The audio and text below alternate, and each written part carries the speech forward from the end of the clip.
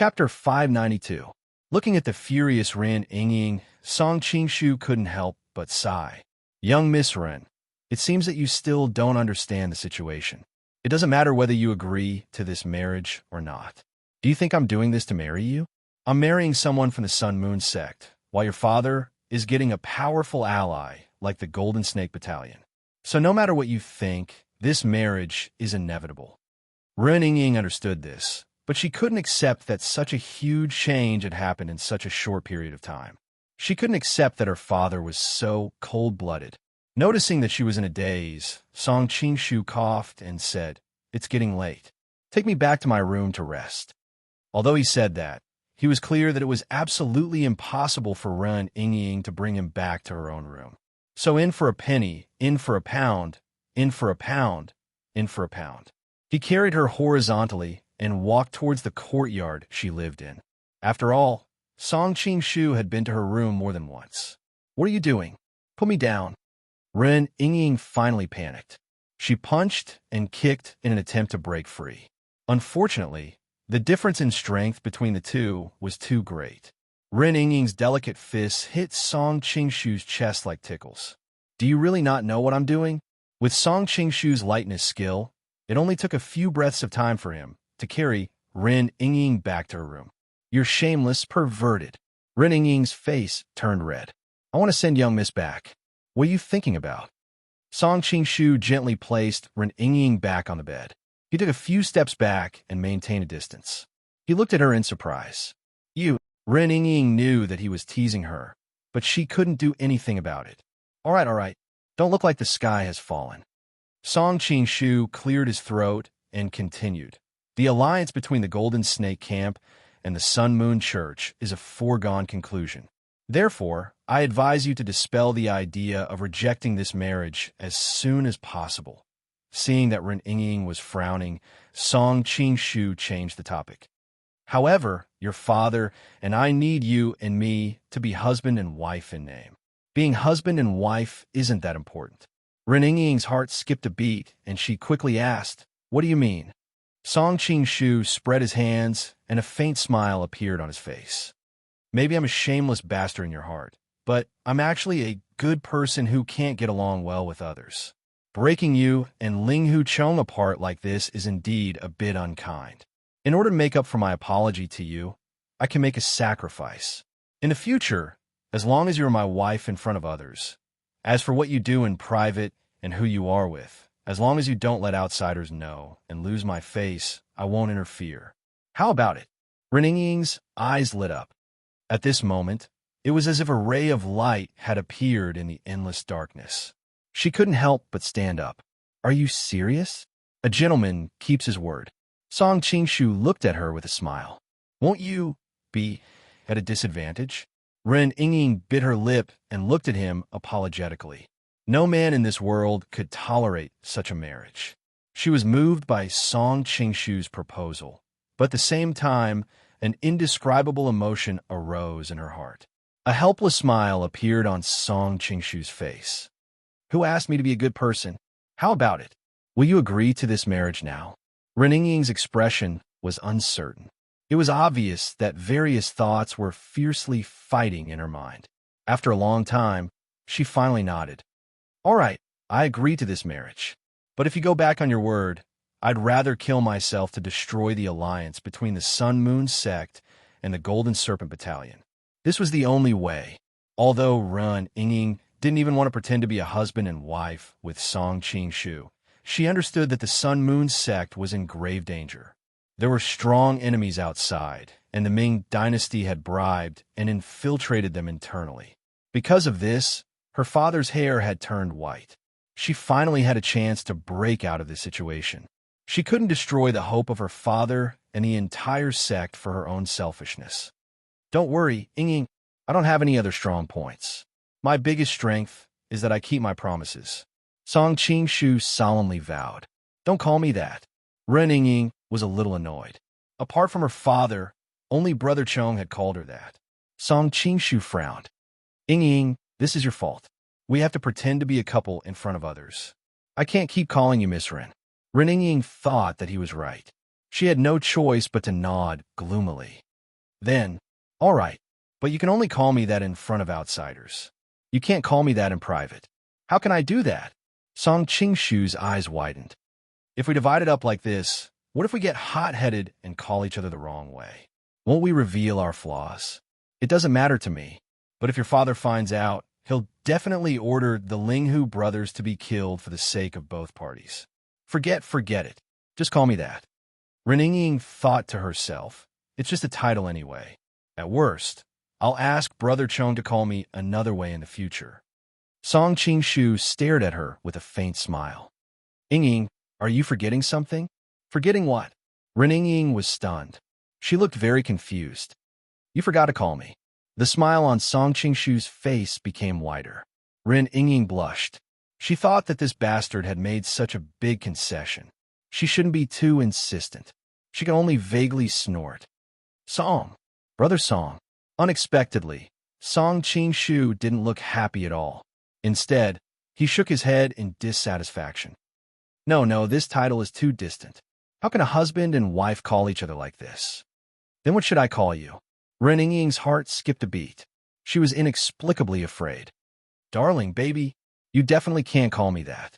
Song Qingshu said while shaking his head. Then I'll suffer a loss.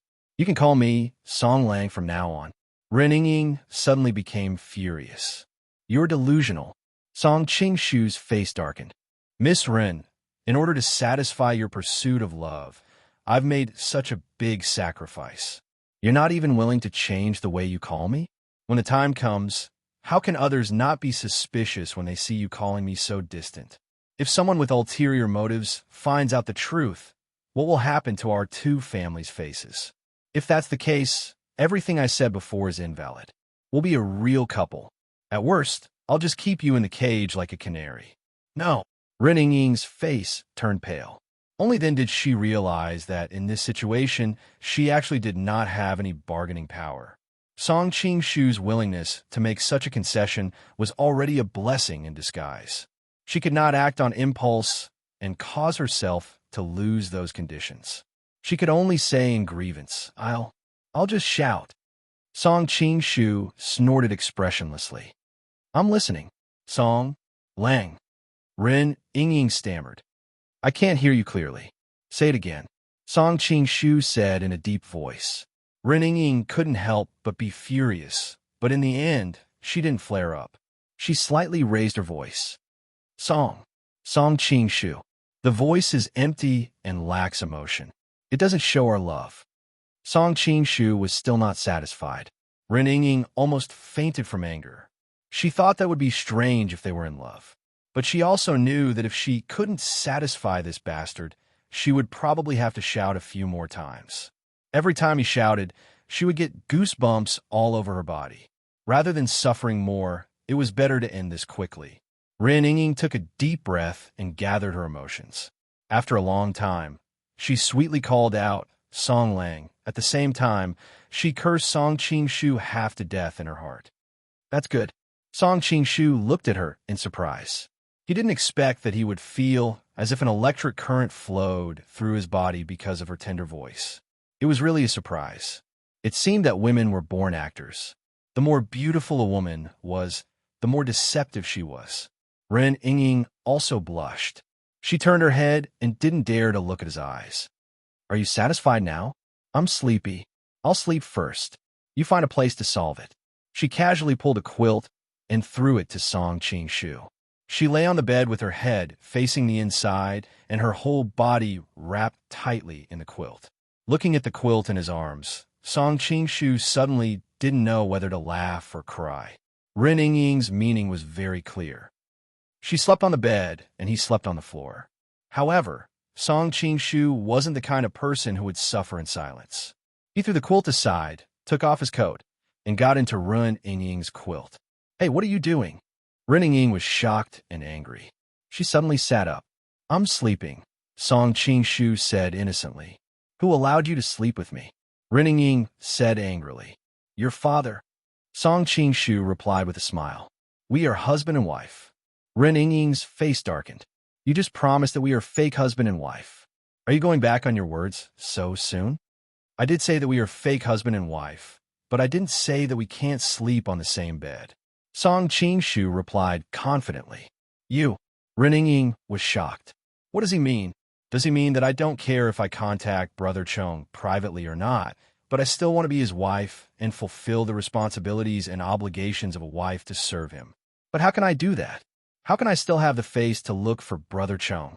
Seeing Ren Yingying's face turn green and white, Song Qingshu couldn't help but laugh. What are you thinking? I'm just sleeping with you. I won't do anything else. Do you think I'm an idiot? Ren Yingying bit her lower lip. Her cheeks were red. A man and a woman sleeping on the same bed. It would be strange if he didn't do anything else. Song Qingshu's expression turned solemn as he sternly said, Miss Run, think about it. With my martial arts, if I wanted to obtain your body now, it would be as easy as moving my fingers. Why would I go through so much trouble and waste so much effort to deceive you? Ren Yingying couldn't help but be stunned. She knew that he wasn't lying.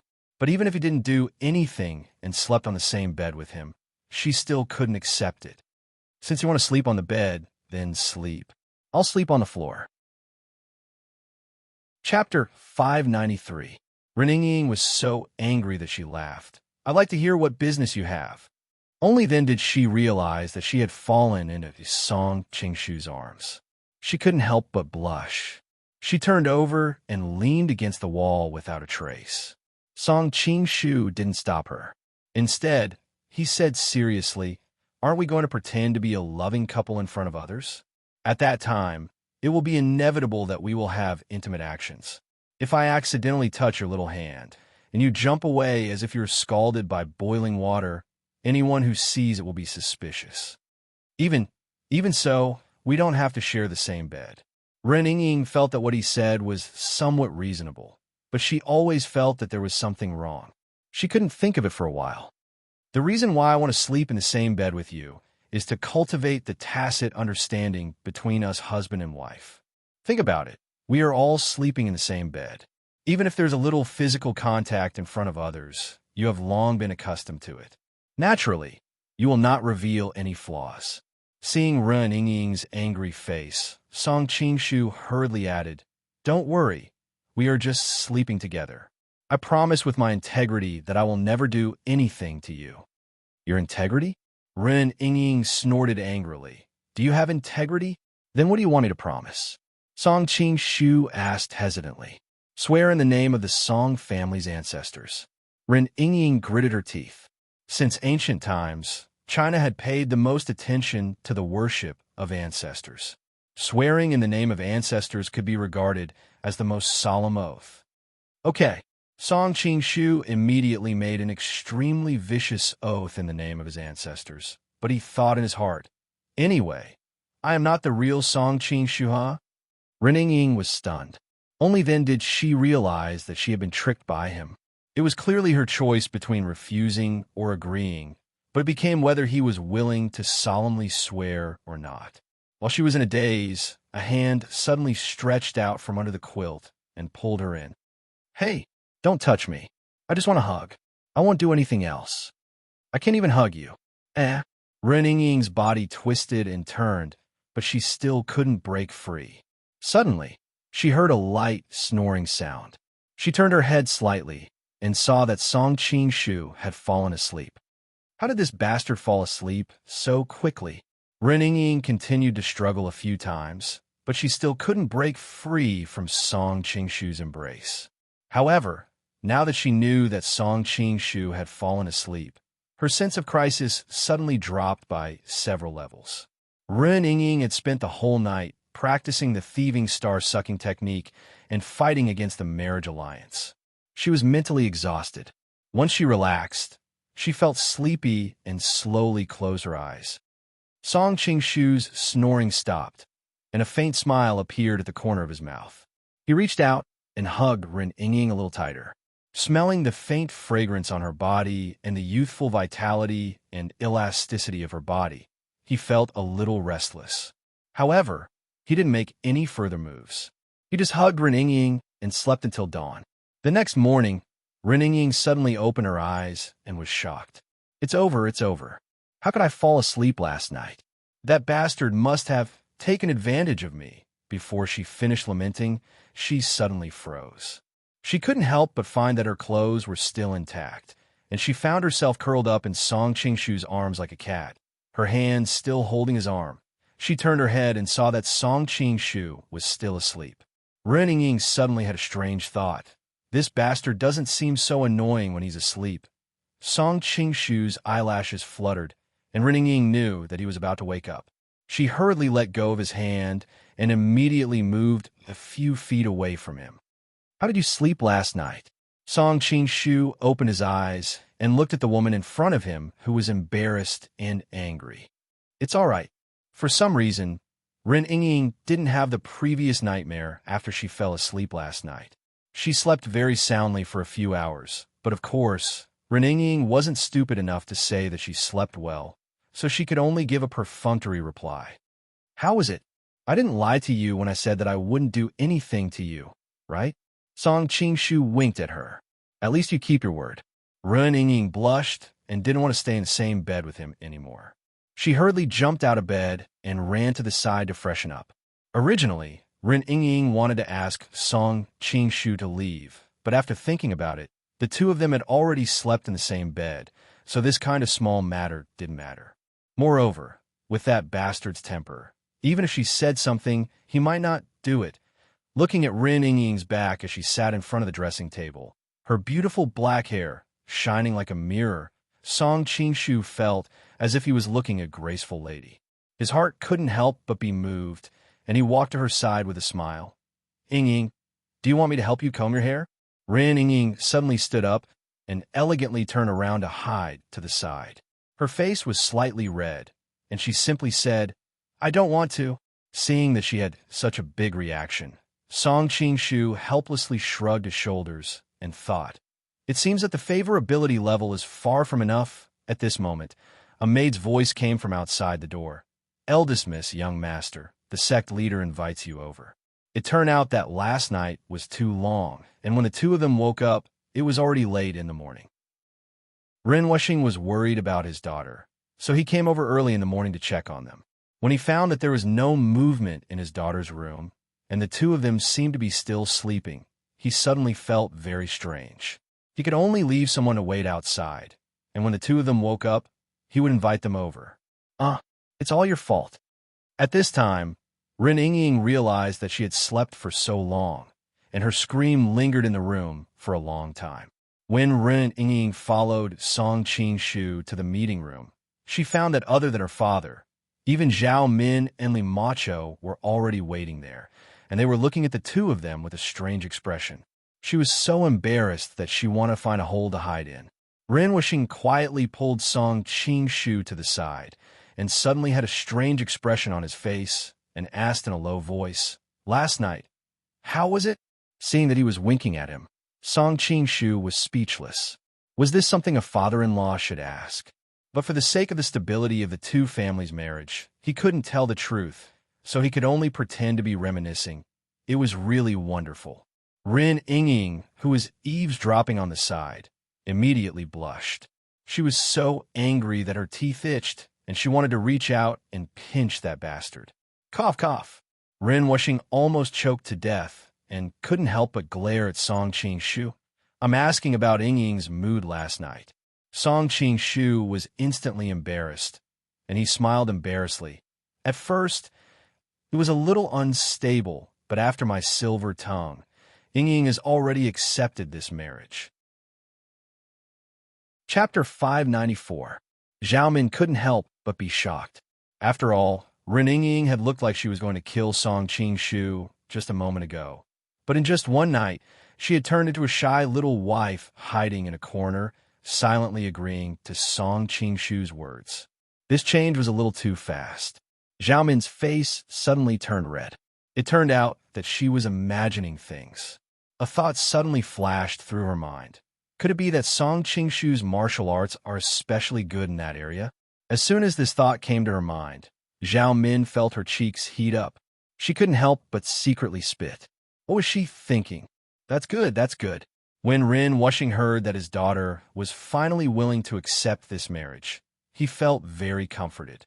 He laughed and said, "Yingying, I have something to discuss with Qing Shu. You can take the two ladies to Blackwood Cliff for a walk and get closer to them. Although Zhao Min and Li Macho were the women that Song Qing Shu brought, Ren Wuxing had some secrets in his heart that he didn't want a third person to hear. Ren Yingying also guessed her father's thoughts. Although she really didn't want to have anything to do with Song Qing Shu's women, she still walked towards Zhao Min and Li Macho. Li Macho wasn't interested in the alliance between the Golden Snake Battalion and the Sun Moon sect. Naturally, she was happy to go out with Ren Yingying to see the famous Blackwood Cliff. As for Zhao Min, she really wanted to hear what the two of them were talking about. However, she was clear that with her status, Song Qing Shu would not allow her to stay and listen. In addition, she was even more curious about how Song Qing Shu managed to subdue the prideful saintess, Ren Yingying. Thus, after a moment of hesitation, she excitedly followed Ren Yingying out. Looking at his daughter's disappearing figure, Ren Wuxing couldn't help but sigh. The new generation really surpasses the old. My daughter has always been spoiled and loves that brat Ling Huchong. I didn't expect that she would be conquered by you in just one night. There was a hint of jealousy in Ren Wuxing's words. After all, any father would feel a little uncomfortable seeing his precious daughter so easily cheated by another man. Song Qing Shu smiled shyly and didn't answer because he knew that it would be inappropriate to say anything at this time. Sure enough, it didn't take long for Ren Wuxing's eyes to regain their fierceness. He was no longer a kind father, but the dignified leader of the Sun Moon God sect. The two of them quickly began to discuss the alliance between the Golden Serpent Battalion and the Sun Moon sect. They discussed everything from major strategies to minor details. Time flew by quickly. A few hours later, even though there were still many details that they couldn't reach an agreement on, the two of them had more or less reached a consensus. At this time, Ren Wuxing suddenly revealed a hesitant expression and asked tentatively, "My dear son-in-law, that time you and Dongfang Booby fell down the cliff together. Now that you're safe and sound, is Dongfang Booby also still alive?" Dongfang Booby had always been a thorn in Ren Wuxing's heart.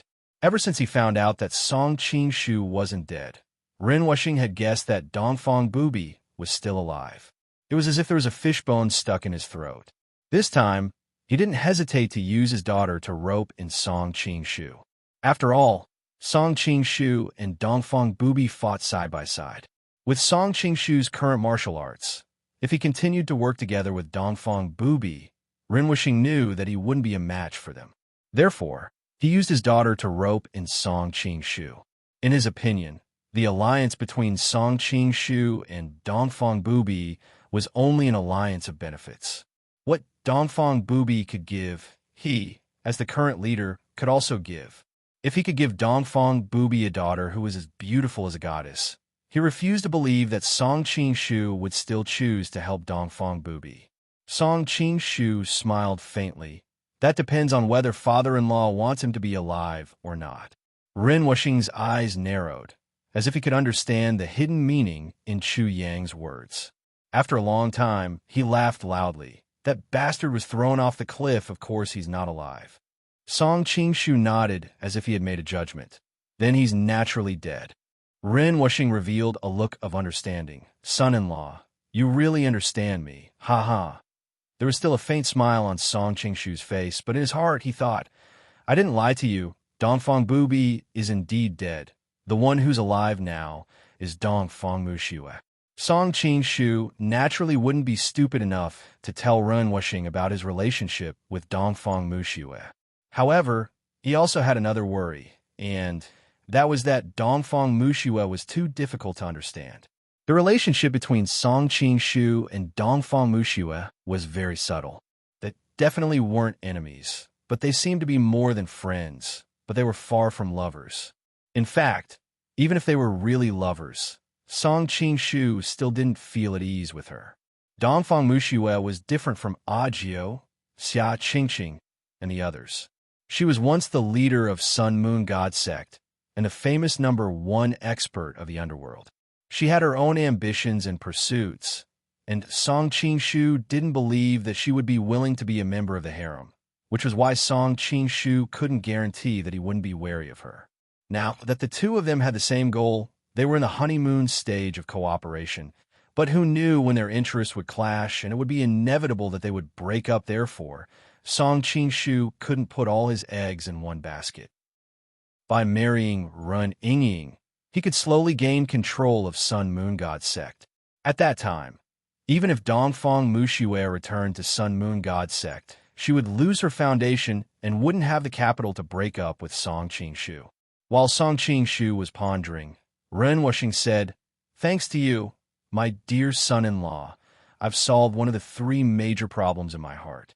Oh, Song Qingshu's expression changed, and he immediately became interested.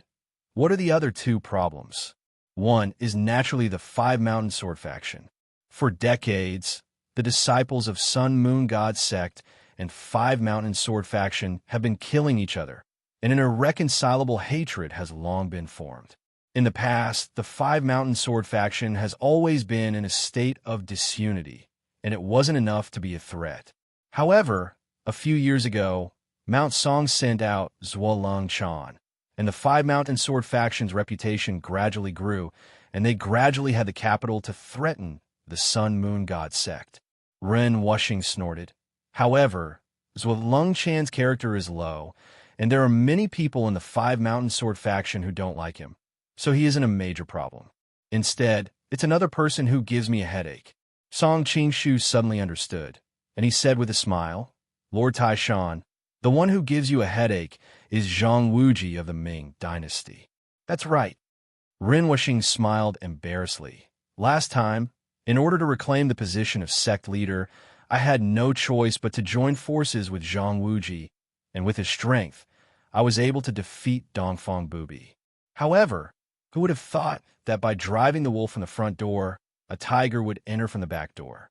Zhang Wuji, this child, harbored evil intentions and actually wanted to seize the opportunity to annex my Sun Moon God sect. Although the Sun Moon God sect originated from the Ming dynasty, it has been established for more than 200 years, and it has long had no connection with the Ming dynasty. However, he used the events of that year, and in the name of sect leader, he won over a group of elders who didn't know the truth. In addition, I had just reclaimed the position of sect leader not long ago, and I haven't fully formed my wings yet, so I was powerless to stop him. The reason why Ren Wuxing looked embarrassed was that, firstly, he and Zhang Wuji had attacked Song Qingshu and Dongfang Bubi, and secondly, now that his position as sect leader had fallen to someone else, it was inevitable that Song Qingshu would laugh at him and see through him.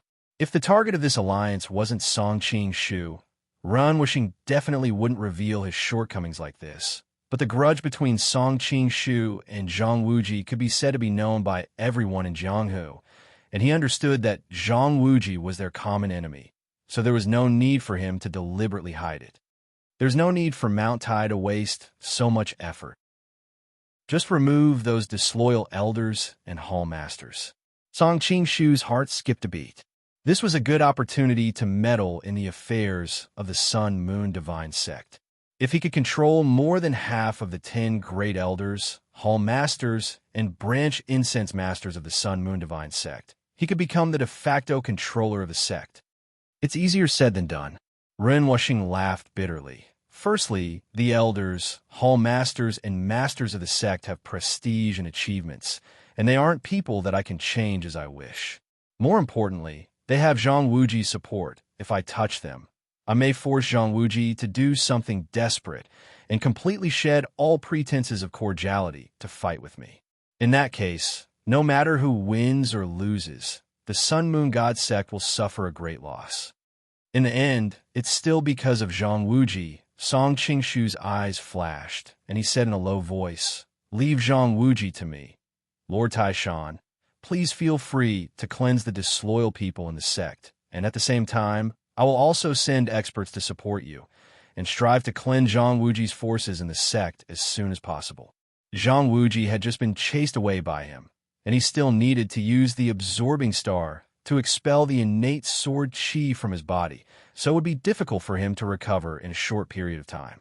If Song Qingshu didn't make good use of this period of time, then he would really be too stupid.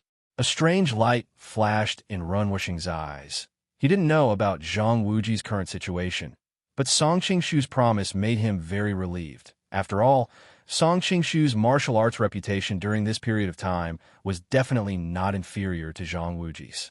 As for Song Qingshu's request to send experts to support him, Ren Wuxing immediately saw through his intentions. But he didn't care. First, Song Qingshu had helped him, so he had to return the favor. Second, Song Qingshu and Zhang Wuji were fundamentally different. Zhang Wuji was an outsider, while Song Qingshu was his son-in-law. Even if Song Qingshu took the opportunity to control some forces in the sect, it could still be considered as keeping the goodies within the family. After another 2 hours, Song Qingshu saw that the discussion of the cleansing plan was almost done. So he opened his mouth and said, "I still have a presumptuous request here. I hope Lord Taishan will agree." Ren Wuxing had always been pressured by internal and external troubles, but now that he had received Song Qingshu's help, he suddenly felt a sense of relief and was in a good mood. Hearing his request, he laughed and said, You and I are father and son-in-law. There's no need to be so polite. Just say it. I want an antidote for the 3 corpse brain divine pill. Hearing Song Qingshu's words, Ren Wuxing's pupils suddenly contracted, and a strong aura suddenly erupted from his body. The 3 corpse brain divine pill was the Sun-Moon sect's hierarch's unique method to control their subordinates. It was even more symbolic of the hierarch's authority than the Blackwood token. It could be said that whoever had the antidote for the 3 corpse brain divine pill could control the Sun-Moon sect. Ren Wuxing didn't care about Song Qingshu planting his own trusted followers in the sect, but he absolutely wouldn't allow Song Qingshu to touch the 3 corpse brain divine pill. This taboo. End of this chapter. Chapter 595. Noticing Ren Wuxing's exaggerated reaction, Song Qingshu smiled faintly. Father-in-law, you've misunderstood. This antidote isn't what Song Mao wants. It's for my companion, Miss Zhao. She's poisoned by the 3 corpse divine pill. Ren Wuxing recalled Zhao Min's haggard appearance and thought that she was only seriously injured. He didn't expect her to be poisoned as well. Ren Wuxing was secretly shocked. After all, the 3 corpse divine pill wasn't an ordinary poison. Usually, only the cult leader of the Sun Moon God sect would have it. Could it be that Zhao Min was poisoned by Dongfang Bubi? Seeing the flicker in his eyes, Song Qingshu understood what he was thinking and explained. It's the famous murderous doctor of your sect, Ping Yizhi. He then summarized the whole matter and revealed Ping Yizhi's other identity. Morong Jingwe. Ren Wuxing shuddered at the thought that he didn't know anything about this identity. He didn't expect such a terrifying person to be hiding in the sect. When I was making the 3 corpse divine pill, I did ask him for help. I'm afraid he figured out the refining method at that time. Ren Wuxing frowned even more. The refining method and antidote formula of the 3 corpse divine pill were only known by the cult leaders. Now that the secret formula was leaked, it was really bad. Father-in-law, can your antidote cure Miss Zhao's poison? Song Qingshu asked the question he was most concerned about. Ren Wuxing shook his head. The 3 corpse brain pill is refined from 3 kinds of corpse insects. There are millions of corpse insects in the world, and every cult leader chose 3 kinds of corpse insect to make their own 3 corpse brain pill based on their personal preferences. Different corpse insects require different antidotes to suppress the corpse insects, so every cult leader's poison and antidote were different. Ping Yizhi is a divine doctor and is also the disciple of the Poison Hand King of Medicine, so he naturally wouldn't choose the same corpse insects as me.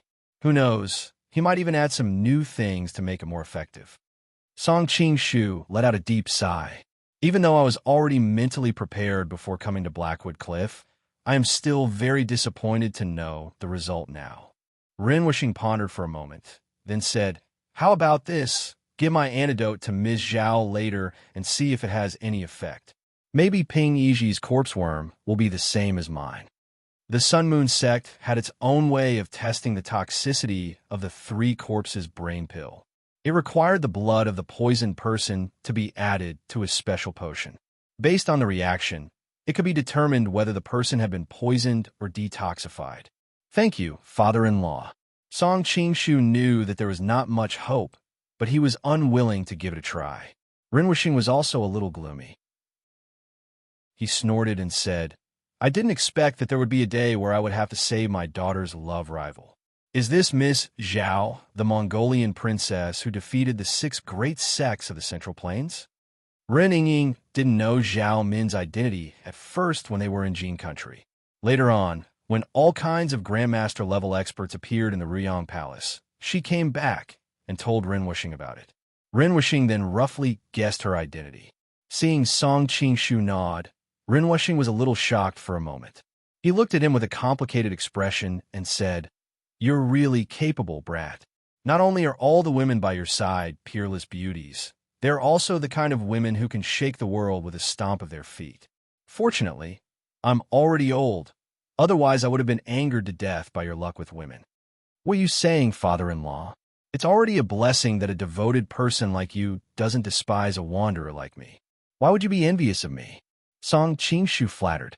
With Rinwishing's identity and status, he only had one daughter, Ren Yingying. Moreover, Ren Yingying's mother died early, and there was no news of Rinwishing remarrying. Song Qingshu naturally judged that Rinwishing wasn't a person who liked women. Rinwishing really enjoyed it.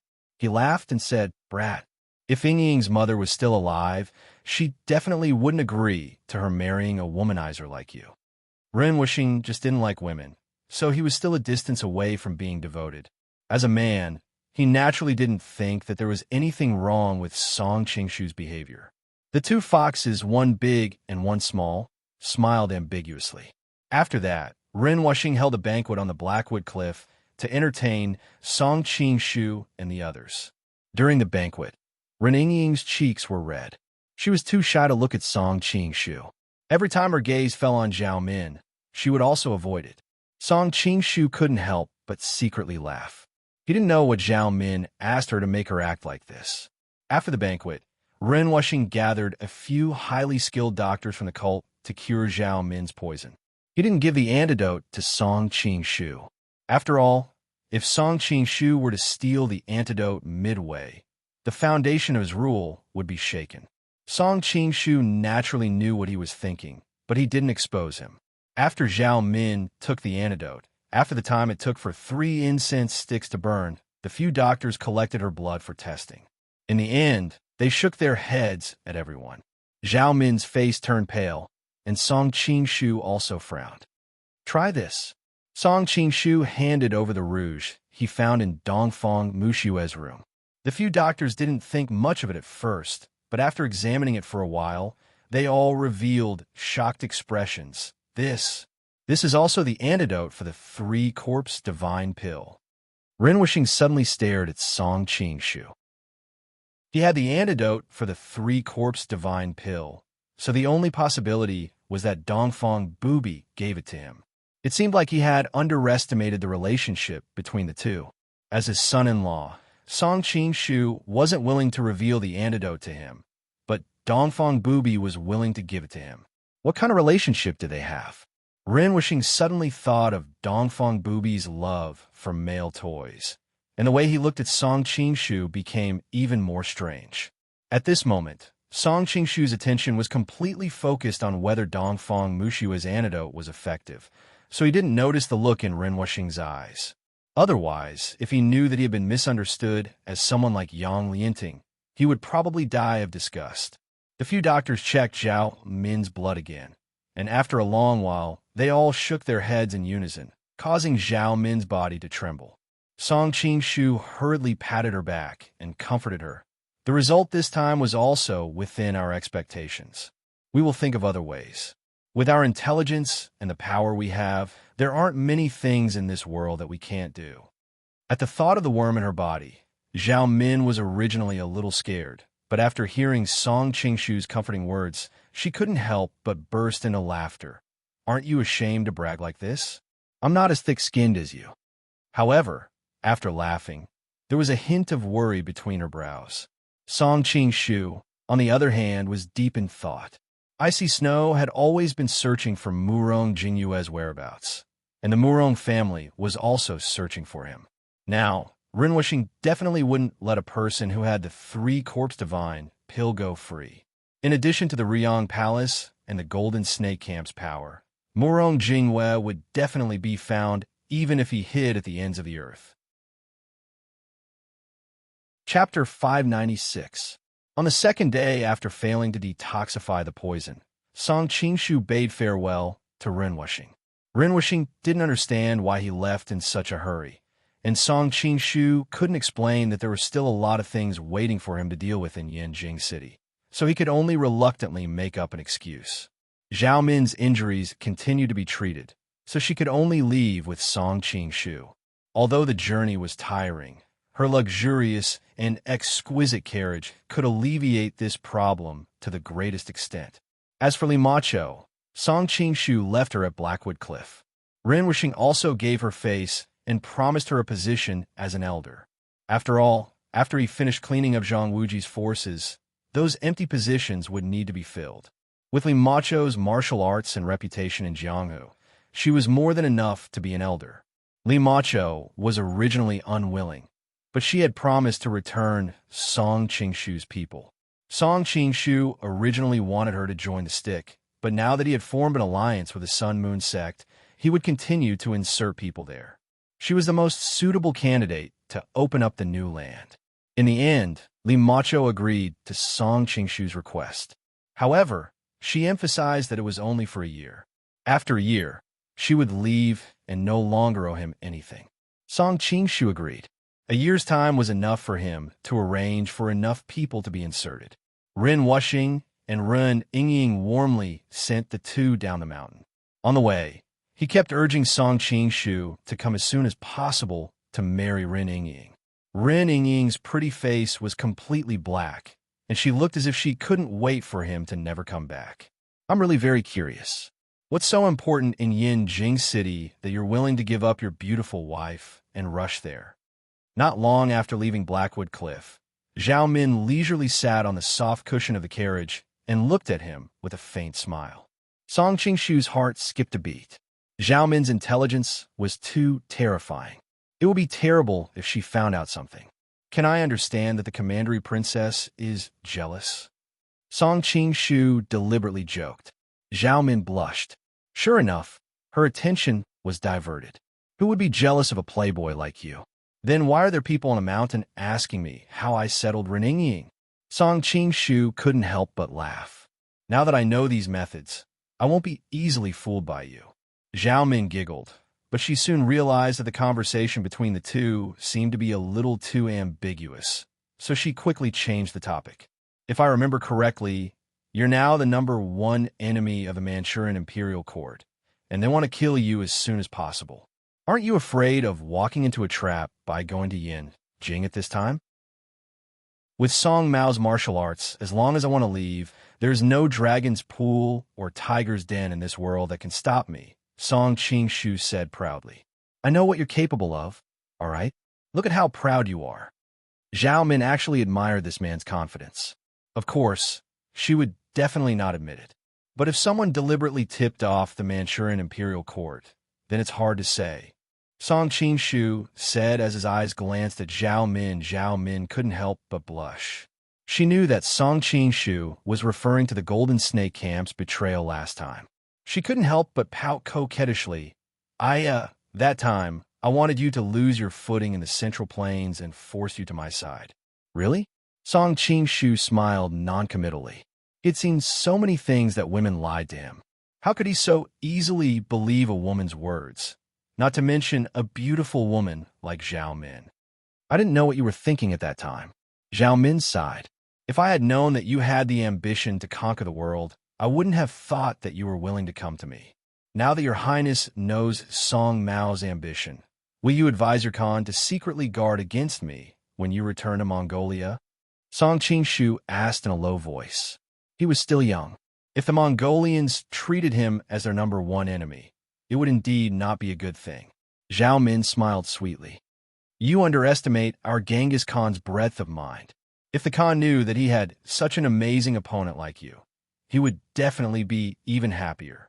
However, with your current strength, I'm afraid that you are still not a match for our Khan. That's good. Song Qingshu didn't get angry. Build high walls, accumulate grain, and slowly become king was the golden rule of fighting for the world. Making a fortune in silence was the hard truth. Zhao Min hesitated and added, "Don't worry. No matter what, I won't reveal your ambition to the other Mongolians." She knew that this time, Song Qingshu only heard some secret things because he wanted to save her.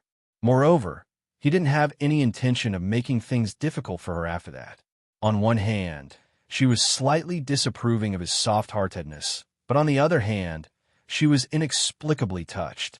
Since he treated her with sincerity, she was not a cold-blooded and heartless person. Of course, more importantly, Song Qingshu's current strength, compared to the Mongolians, was like an ant compared to an elephant. There was indeed no need to target him. "Your Highness is willing to sacrifice the interests of Mongolia for me." A faint smile hung on the corner of Song Qingshu's mouth. "Your Highness's actions can be called deceitful." Zhao Min was stunned. After a long time, she finally realized what he meant by deceitful. She couldn't help but feel angry and annoyed. "You are the deceitful. Your whole family are deceitful. I'm not a Mongolian." "How can I be a deceitful?" Song Qingshu smiled carelessly. "What if I recruit you as my consort?" Zhao Min blurted out. Song Qingshu's heart skipped a beat. However, he was no longer a novice in the field of love. He quickly calmed down and asked, "Really?" Zhao Min couldn't resist his fiery gaze. She turned her head away unnaturally and giggled. "Of course it's fake. My consort wants to be a great hero who can pacify the country with his literature and conquer the country with his martial arts." Before Zhao Min finished speaking, Song Qingshu smiled shyly. "I didn't expect that your Highness would discover such a deeply hidden advantage of mine. I'm usually very low-key." Zhao Min was stunned for a while. Soon, she laughed and trembled. "You're always so frivolous." After the laughter, the atmosphere in the carriage became strange. After a long time, Zhao Min sighed faintly and said, "Those conditions are actually secondary. The most important thing is that the person will only love me in his life." Zhao Min knew that if she wanted to successfully lure Song Qingshu, she couldn't say such words at all. However, she didn't know why, but she opened her heart unconsciously. Song Qingshu was stunned. He sighed slightly and said, "This condition is indeed a bit harsh." Just as Zhao Min was about to tease him, Song Qingshu changed the topic and immediately said, "However, I believe that with my charm, I will definitely be able to make the princess relax these conditions. Go die." Zhao Min's face turned red. She couldn't stand his narcissism anymore and couldn't help but spit. In the following days, Song Qingshu began to treat Zhao Min's injuries. When they had free time, the two of them would chat. The two of them had a tacit understanding and didn't bring up the topic of their relationship. Instead, they chatted about everything under the sun. Song Qingshu was subdued by Zhao Min's profound knowledge. Zhao Min was often shocked speechless by some of Song Qingshu's wonderful ideas. Song Qingshu had the 9-yin manual and the divine illuminating technique, these two great healing techniques. When used together, he achieved twice the result with half the effort. In a short period of a few days from Blackwood Cliff to the outskirts of Yinjing, Zhao Min's serious internal injuries were already almost healed. After these few days of being together and exchanging ideas every day, whether it was Zhao Min or Song Qingshu, they both faintly felt that the relationship between the two of them seemed to be different. However, they couldn't say what was different. "You really don't plan to enter Yinjing?" Song Qingshu confirmed again. "Who asked my martial arts to not be as high as yours, and I'm injured? With my identity, if Kangxi finds out, I won't be able to run." Zhao Min said with a pitiful face. "I can protect you." Song Qingshu thought, "I am Kangxi now. Catching or not catching you is just a matter of a word." Just now from your eyes, I felt that you let out a sigh of relief. You obviously don't want me to enter the city, but you still pretend to be so real. Zhao Min curled her lips and casually waved her hand. Forget it, forget it. Seeing that you accompanied this princess to relieve boredom these days, this princess is magnanimous and won't argue with you." Song Qingshu's face was gloomy. What do you mean accompany you to relieve boredom? It was clearly me who used my internal energy to heal your injuries. I will remember you. Zhao Min smiled sweetly. I'll tell you the truth. The main thing is that I've been out for too long. If I don't go back, my family will be worried. What's more, I've been poisoned by that disgusting poison. I can't always count on you to help me find the antidote. Song Qingshu saw that she was clearly smiling, but a cold light flashed in her eyes. He couldn't help but mourn for Murong Jingwei for 3 minutes in his heart. Of all the people he could provoke, he had to provoke Zhao Min. Who was Zhao Min? She was the person who destroyed half of the martial arts world with a raise of her hand. You don't have to worry too much. There's still some time before the Duanyang Festival next year. With the Ruyang Mansion, the Golden Snake Camp, and the Sun Moon Sect working together to find Murong Jingwei. Murong Jingwei can't escape, even if he hides to the ends of the earth. Song Qingshu got off the carriage and cupped his hands to Zhao Min. We will meet again. He didn't tell Zhao Min about the Poison Hand King of Medicine and Shengling Su. After all, he wasn't sure that the two could cure the poison of the 3-corpse brain divine pill. It was the cruelest to give people hope and then disappoint them. We will meet again. Zhao Min lifted the carriage curtain and watched Song Qingshu disappear at the city gate. Suddenly, she stopped smiling and said coldly, "Pass down my order. Let the spies in Yin Jing City keep a close eye on him. I want to know who he will contact and what he'll do next." "Yes," the carriage driver answered respectfully. Then, he wrote down her order in secret language and tied it to the leg of the carrier pigeon. Just as he was about to release it, Zhao Min said, "Wait." Zhao Min looked hesitant. After a long time, she sighed and said, "Forget it. Cancel the order." Then, she returned to the carriage. The carriage driver looked at the swaying carriage curtain in front of him and couldn't help but be stunned. Song Qingshu walked on the streets of Yinjing City. In order to avoid being recognized, he put on the silver mask again. Looking at the familiar road, he felt an indescribable emotion in his heart. Although this majestic city was actually under his control, he could not appear openly. It really cannot be said that it was a kind of irony.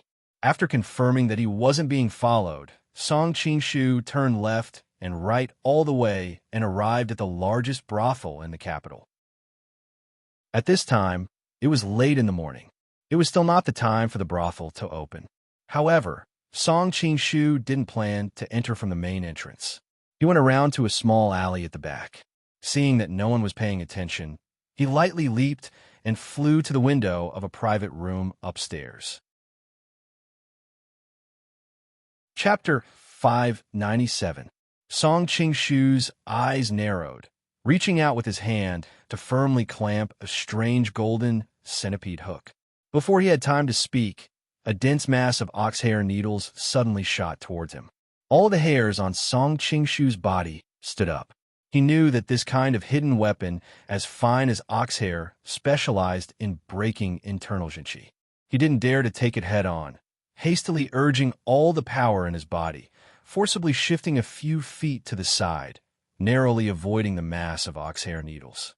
That person clearly didn't expect that there would be someone in this world who could dodge her hidden weapon at such a close distance, and couldn't help but be momentarily absent-minded. Song Qingshu took the opportunity to take off the mask on his face, looking in front of him. "Don't fight, it's me." The woman in front of him had phoenix eyes, long eyebrows reaching her temples, skin +1, creamy white, glossy like jade, long hair hanging down her shoulders, a very beautiful appearance.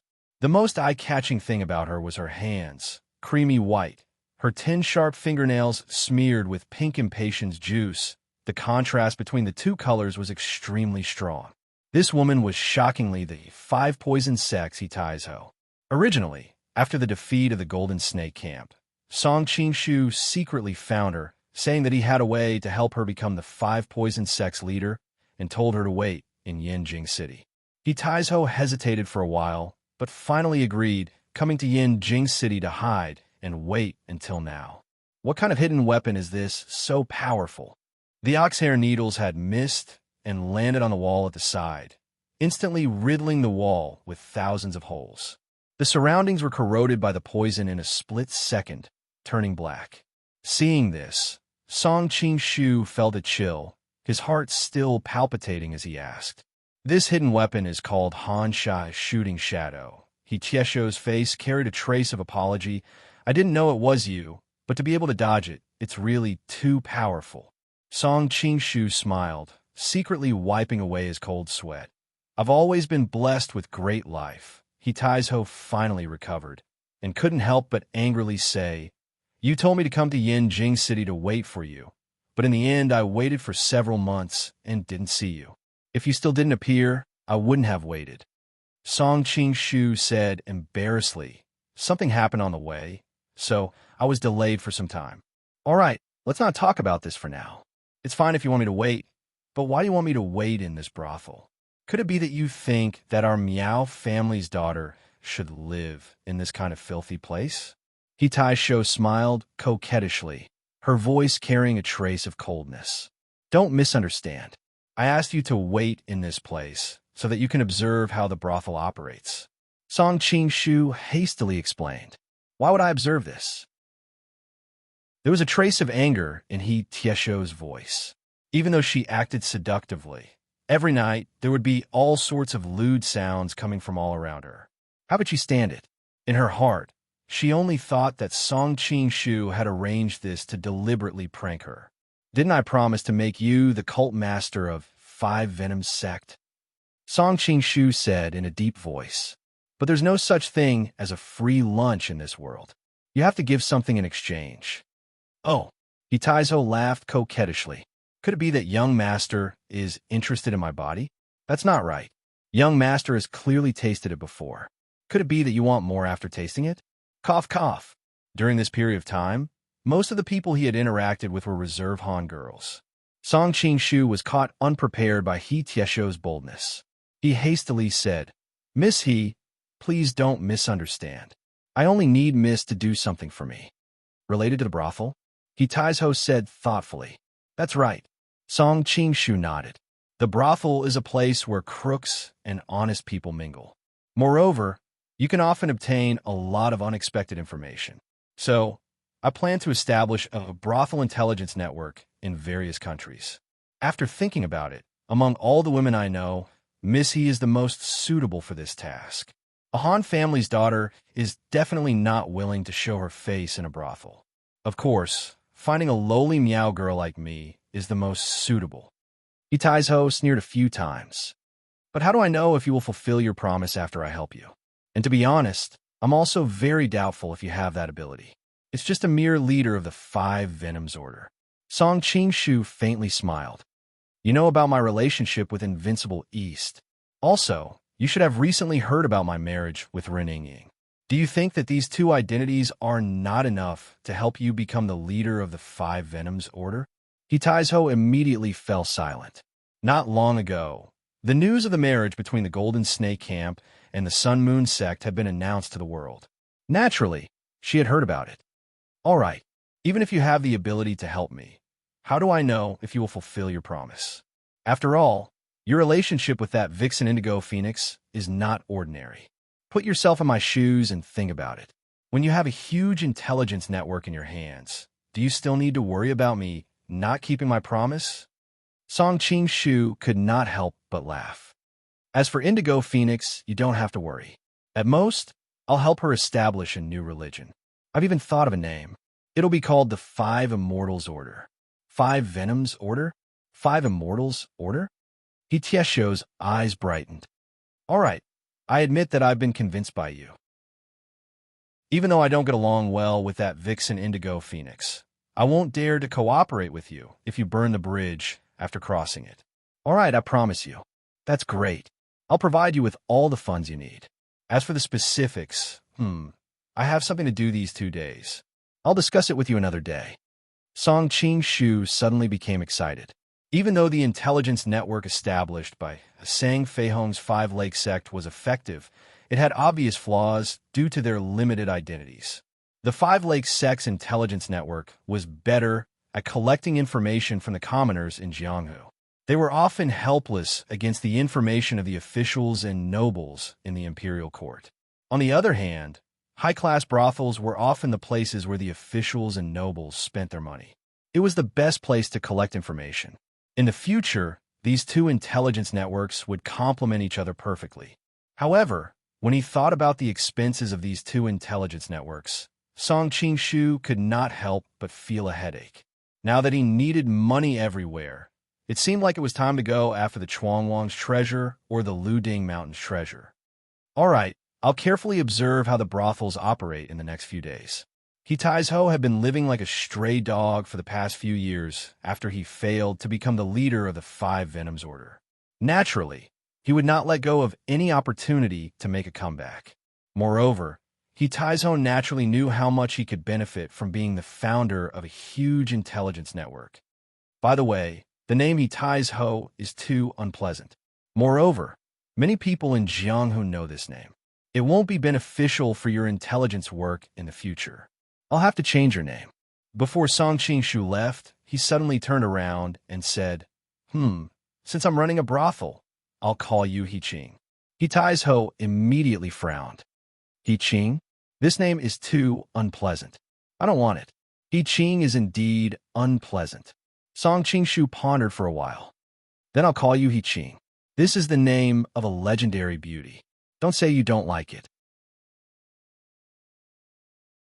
Chapter 598. After Song Qingshu and He Taizhou, now called He Qing, separated, they searched in the direction of his former mansion. Along the way, Song Qingshu was thinking about the problem of money. Although the Golden Snake Camp had gained a lot from conquering the prefectural government, the daily expenditure of money and food for the tens of thousands of people was an astronomical figure. The money and food seized from the government could barely cover the Golden Snake Camp's expenses for a year. Moreover, building an intelligence network was also a matter of burning money. In the beginning, Sang Feihong's Five Lakes Sect startup funds came from the tributes that Song Qingshu had received from various places when he was an official in the Manchurian Qing dynasty. After Song Qingshu assassinated Kangxi, of course, this path was cut off. Moreover, as the Five Lakes Sect's intelligence network expanded, he could no longer rely on his own private stash of money to support it. In the end, he could only turn his attention to the silver that Wei Xiaobao had embezzled. In the original work, Wei Xiaobao had embezzled more than 3 million taels of silver. Now, because of his early death, he did not embezzle that much, but he still had about 1 million taels of silver. He had always kept this money a secret. Not only did Kangxi not know, even Shuang did not know. Later, the Tong family took advantage of Wei Xiaobao's death to seek revenge. Then, after the Divine Dragon Island caused trouble, the nominal mistress of the Wei Mansion, Shuang, also went to the Dongting Lake King of Medicine Manor. The Viscount Mansion was secretly controlled by Song Qingshu. Naturally, Wei Xiaobao's secret treasure was also kindly accepted by him. Song Qingshu did not feel guilty about this. After all, the silver that Wei Xiaobao had embezzled was the fat of the people that officials at all levels had collected. He used it for the great cause of driving out the Tartars, which could be regarded as benefiting the people. In the past 2 years, the Five Lakes Sect's activities had relied on Wei Xiaobao's stolen money. However, this silver was currently only enough to support this intelligence network. He had to think of another way to fund He Qing's brothel intelligence network. Song Qingshu's current plan was to temporarily use the money in Kangxi's palace treasury to start this plan. However, using the palace treasury was too big a target, and it was not a long-term solution. He had to think of another way as soon as possible. As a result, Song Qingshu naturally thought of the few famous treasures in Jinyang's world. Liang Yuandi's treasures were far away in Jingzhou.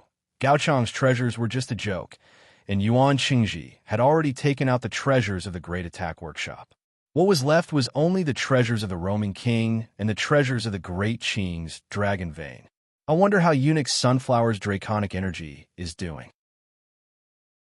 Strangely enough, ever since Eunuch Sunflower had started absorbing the Qing dynasty's Dragon Vein, the Qing dynasty's fortunes seemed to have dimmed.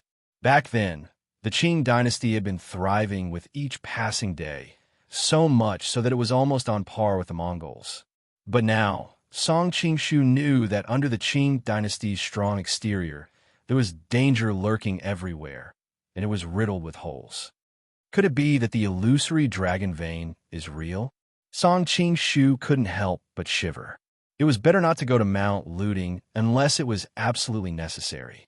Who knew what kind of old monster Patriarch Sunflower would turn into after absorbing enough dragon qi? Song Qingshu began to ponder. Be it icy snow or Nanlan's phoenix hairpin, he could find the location of the treasure. His only headache now was how to transport the treasure from outside the pass without anyone noticing. As he pondered along the way, Song Qingshu had unknowingly arrived outside his former residence in the capital. Looking at the signboard, the Song residence had been replaced by the Tian residence. Song Qingshu was momentarily lost in thought. Back then, when he had assassinated Kangxi, the Manchurian imperial court naturally could not tolerate anything of his. It was only because he had secretly protected Kangxi that Tian Guinong and Nanlan had not been implicated. However, the signboard of the Song residence naturally could not. To continue this chapter, please turn the page. Brazenly continue to hang it. I wonder if icy snow is used to living here. Song Qingshu's heart fluttered slightly. Back at the Golden Snake Convention, Icy Snow was unwilling to meet with Song Qingshu's other women, so she secretly brought Miao Rulin to Yinjing City to look for Nanlan. Calculating the days, she should have arrived long ago. Song Qingshu was about to push the door open when he suddenly heard the faint sound of a little girl crying in the courtyard, along with a woman's delicate voice. Song Qingshu couldn't help but be startled. He could recognize the voices of two women. The little girl was Miao Rulin, while the mature woman's voice should be Nanlan's. It seems that Nanlan is teaching her daughter a lesson. It would be a bit awkward to enter at this time. Song Qingshu hesitated for a long time and gave up on entering from the front door. Instead, he went to the side of the courtyard and with a leap, hid in a luxuriant tree in the courtyard. He was also very curious. Little Rulin was so cute, so why would Nanlan be so angry? In the courtyard, a little girl with delicate makeup was running with all her might. Behind her was a graceful young woman holding a feather duster, chasing after her with all her might. The little girl was Miao Rulin. As she ran, she cried, "When I grow up, I will marry Big Brother Qingshu. He is an indomitable, great hero." Song Qingshu suddenly had a strange expression on his face. He didn't expect his charm to be so great that even little Rulin was captivated by him. The graceful young woman chasing behind seemed to be a little tired and couldn't help but stop to catch her breath. Her full chest rose and fell like waves. When she heard her daughter's words, she immediately became anxious. No matter who you marry, you can't marry him. This young woman was naturally Nanlan, who had been separated from her for a long time. Perhaps it was because of the exercise. There were beads of sweat on her temples, and her snow-white skin faintly revealed a trace of captivating red. Why not? Miao Rulin suddenly became anxious. When she heard her daughter's question, Nanlan suddenly felt suffocated and secretly complained in her heart. "My good daughter, Mother can't tell you that the great hero in your heart is actually a demon." Mother was, when she thought of the scene where she was bullied by that person, Nanlan's body became a little weak. She could only grit her teeth and said, "If Mother says no, then no." "Mother, do you want to marry Big Brother Qingshu?"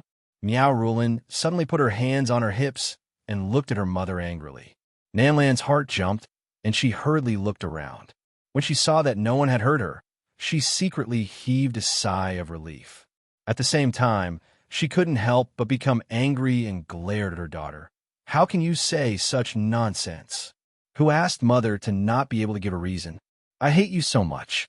Miao Rulin cried and ran into the house while wiping her tears, leaving Nanlan alone in the same place. When she thought of her daughter's resentful eyes, Nanlan felt a pain in her heart and subconsciously bent down to cover her chest.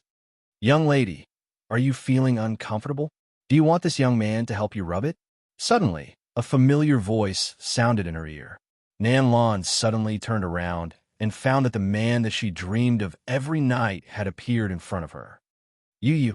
Nanlan subconsciously took a step back, but her foot tripped on the stone stool on the ground, and her whole body involuntarily fell to the ground.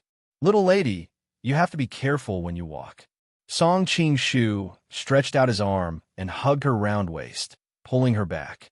Nanlon loved and hated Song Qing-shu's familiar aura, and for a moment, her emotions were so complicated that she forgot to resist. Suddenly, she had mixed feelings and even forgot to resist. However, she suddenly remembered that things were different now. Her daughter was still here, so she could not help but push him. "Let me go. Rulin is still nearby." Song Qing-shu didn't let go of her hand. Instead, he reached out and rubbed her chest. "Are you feeling uncomfortable here?" "No." Nanlan's body suddenly softened. She felt that her body was completely unable to refuse the other party. She had no choice but to summon the remnants of her reason and moan, "I beg you, at least not here." Song Qing-shu had only wanted to tease her a little, but he had never expected her body to be so sensitive. Looking at the beauty in his arms, her starry eyes seemed to be opened and closed, and there were faint traces of tears flowing down her cheeks. Her rosy lips were slightly opened, and her breath smelled like orchids. Song Qing-shu's heart suddenly became restless. He picked Nanlan up by the waist and quickly walked to the room next to them. Miao Rulin, who was hiding behind a window not far away, looked at the two disappearing figures. She bit her lip so hard that it almost bled. Her whole body trembled, and she couldn't suppress the anger in her heart. "No wonder Mother doesn't allow me to like Brother Qing-shu." It turns out that she and him, not long after, the little girl became excited again. It turns out that Brother Qing-shu likes women who are more mature. In a few years, I don't believe that I can't beat Mother. With Song Qing-shu's martial arts, he naturally knew that Miao Rulin was hiding at the side. The reason why he deliberately showed such an intimate side to Nanlan was to cut off the girl's thoughts. Although he was dissolute, he was not a pervert. Miao Rulin was still a little girl. It was only because he had saved her that she had strange feelings for him. However, she was still too young and did not have enough judgment. Song Qing-shu did not want to take advantage of her inexperience. So, he simply made a ruthless move and cut off the young girl's feelings. Unfortunately, no matter how much Song Qing-shu understood a woman's mind, he couldn't understand the inner world of a little girl. At first, Song Qing-shu only wanted to put on a show. He didn't expect that Nanlan's body would be so irresistible. Feeling the woman in his arms as soft as a ball of cotton, how could he resist? So he simply put on a show. What's wrong? Nanlan felt Song Qing-shu's body stiffen. She couldn't help but ask shyly. How could Song Qing-shu's body not stiffen? He sensed a gentle footstep cautiously walking to the window. The person seemed to be very hesitant, but in the end, she stretched out her slender finger and touched the tip of her tongue. Then, she gently poked a hole in the window. From the sound of her breathing, it was obvious that the person outside did not know martial arts. However, her footsteps were much lighter than ordinary people's. Song Qing-shu immediately realized that the person who came in was a little girl, and the only little girl in this courtyard was Miao Rulin. This made Song Qing-shu feel awkward. Her daughter was watching from outside. How could he continue to bully Nanlan? However, he was halfway through bullying her. If he gave up now and Nanlan found out that something was wrong, how would he clean up the mess? Just as he was stuck between a rock and a hard place, Nanlan gently twisted her waist and gently and shyly invited him to continue. "If I die, then so be it." Song Qing-shu made up his mind and simply pretended that he didn't notice Miao Rulin. Inside and outside the house, 3 heavy breathing sounds could be heard. Nanlan quickly noticed that the man on top of her was a little more excited than usual. She thought that it was because they hadn't seen each other for a long time. How could she know the truth? End of this chapter. Chapter 599. After an unknown amount of time, the room finally calmed down. Song Qing-shu hugged Nanlan's slightly trembling body and could not help but sigh at his own absurdity. He could not help but think back to the scene of Miao Rulin leaving through the broken window. Her usually snow-white nape was now completely red, and she had unconsciously clasped her legs together as she ran away. You only know how to bully me the moment you come back. Nanlan's face was pressed against Song Qingshu's chest, and she faintly sighed. She originally thought that when she saw this man again, she would only feel hatred and fear. But she never expected that when he hugged her just now, she couldn't even feel a trace of hatred. Instead, it was replaced with a trace of anticipation. I feel that you seem to be a bit bolder than before. Why? Is Tian Guanong not at home? Song Qingshu asked playfully as he fiddled with the young woman's hair. Nanlan's face reddened, and she softly replied, "He left the capital a few days ago." Left the capital? Song Qingshu raised his eyebrows, and his voice carried a trace of coldness. Don't misunderstand. He did not betray you. He just had something to do. Nanlan hurriedly explained. Although Tian Guanong was no longer a complete man, he was still her husband. Compared to Miao Renfeng, Nanlan and Tian Guanong's relationship was more like true love. Naturally, she subconsciously explained for her husband. Oh, where'd he go to do? Song Qingshu asked curiously. Nanlan stuttered as she explained. Guanong has been waiting for news from you in the capital, but you did not give him any instructions, so he became more and more anxious. You also know that after his body was injured, his mind changed a lot. After you left, he kept thinking about the BCS sword manual that you mentioned. Not long ago, he heard the news from Fuzhou and could not wait any longer, so he left for Fuzhou. Can you not blame Guanong? He is very depressed because he became a cripple, and he wholeheartedly wants to practice peerless martial arts and make a name for himself. Nanlan was worried that Song Qingshu would vent his anger on Tian Guanong's unauthorized actions, so she hastily pleaded for her husband in a soft voice. After the upheaval in Xinjing, she was no longer the young lady who did not know anything. She naturally knew that her husband and his wife could live a stable and secluded life because of Song Qingshu, and Song Qingshu could take all of this away at any time. Why are you so afraid of me? Song Qingshu laughed involuntarily as his fingertips brushed across the smooth and delicate skin on her back. Don't worry, I'm not a heartless person. I have slept with his wife so many times. How can I have a nerve to make things difficult for him? You're so annoying. Although Song Qingshu's words were a little shameless, Nanlan found that she could not feel the slightest anger. By the way, Rulin was sent to the capital by icy snow, right? Why don't I see her? Before entering the courtyard, Song Qingshu had used his qi to check the situation in the house. He found that apart from Nanlan and Miao Rulin, icy snow was not there. At first, he thought that icy snow might have gone shopping or something. However, after fighting with Nanlan for so long, there was still no sign of her coming back. Song Qingshu finally began to worry. Icy snow. Nanlan was slightly stunned, but she quickly reacted. You're talking about Lady Hu, right? She also left some time ago. Why did she leave? Song Qingshu could not help but frown. At that time, the two of them had agreed to meet in Yinjing City. I'm not too sure. By the way, she left a letter for me to give to you. Nanlan seemed to have recalled something. She hastily wrapped herself in a brocade blanket, climbed to the dressing table at the side, and took out a letter before handing it to Song Qingshu. After reading the letter, Song Qingshu could not help but smile bitterly. It turned out that during the period when icy snow was in Yinjing City, she had been waiting for Song Qingshu for a long time. She could not help but miss her son when she saw Nanlan and her daughter laughing happily every day. Moreover, Tian Guanong and Nanlan were old acquaintances.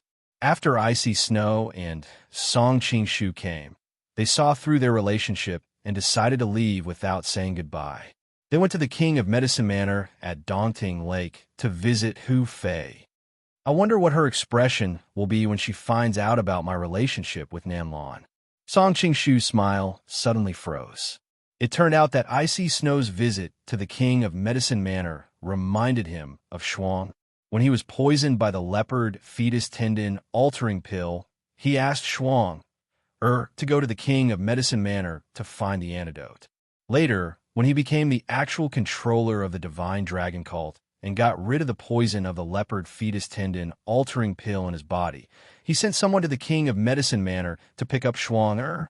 However, after Shuang-er found out that he was fine, she did not return with the messenger. Instead, she left the king of Medicine Manor and was never heard from again. I wonder where Shuang-er went. Song Qing-shu felt that Shuang-er seemed to be deliberately avoiding him. He could not help but become agitated. Nan Lan was worried about her daughter. She was worried that she would run out in anger. It would be terrible if she was kidnapped in an unfamiliar place in the capital. Hearing her worry, Song Qing-shu burst into laughter. "Don't worry. Little Rulin is in her own room." "How do you know?" Nan Lan looked at him doubtfully. Song Qing-shu suddenly had an idea. He hurriedly said, "My martial arts is high.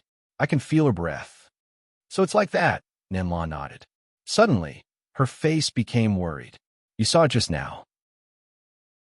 In my daughter's heart, you are a great hero. She wholeheartedly wants to marry you. What should we do? She's still young. When she grows up, she won't like an old man like me." Song Qing-shu thought, "Miao Rulin saw with her own eyes how I bullied you. It would be strange if she still wants to marry me. You're so annoying. I'm talking to you seriously." Nan Lan could not help but roll her eyes at him. Song Qing-shu was very young. Even if Miao Rulin grew up in a few years, he would still be at his most charming age. How could he be called an old man? Her father has spoiled her since she was young. She won't change her mind so easily if she wants something. Song Qing-shu could not explain it clearly to her. He could only smile and said, "If she still wants to marry me when she grows up, then let her marry me." Nan Lan was startled. She could not help but exclaim, "How can you do that? Why not?" Song Qing-shu asked.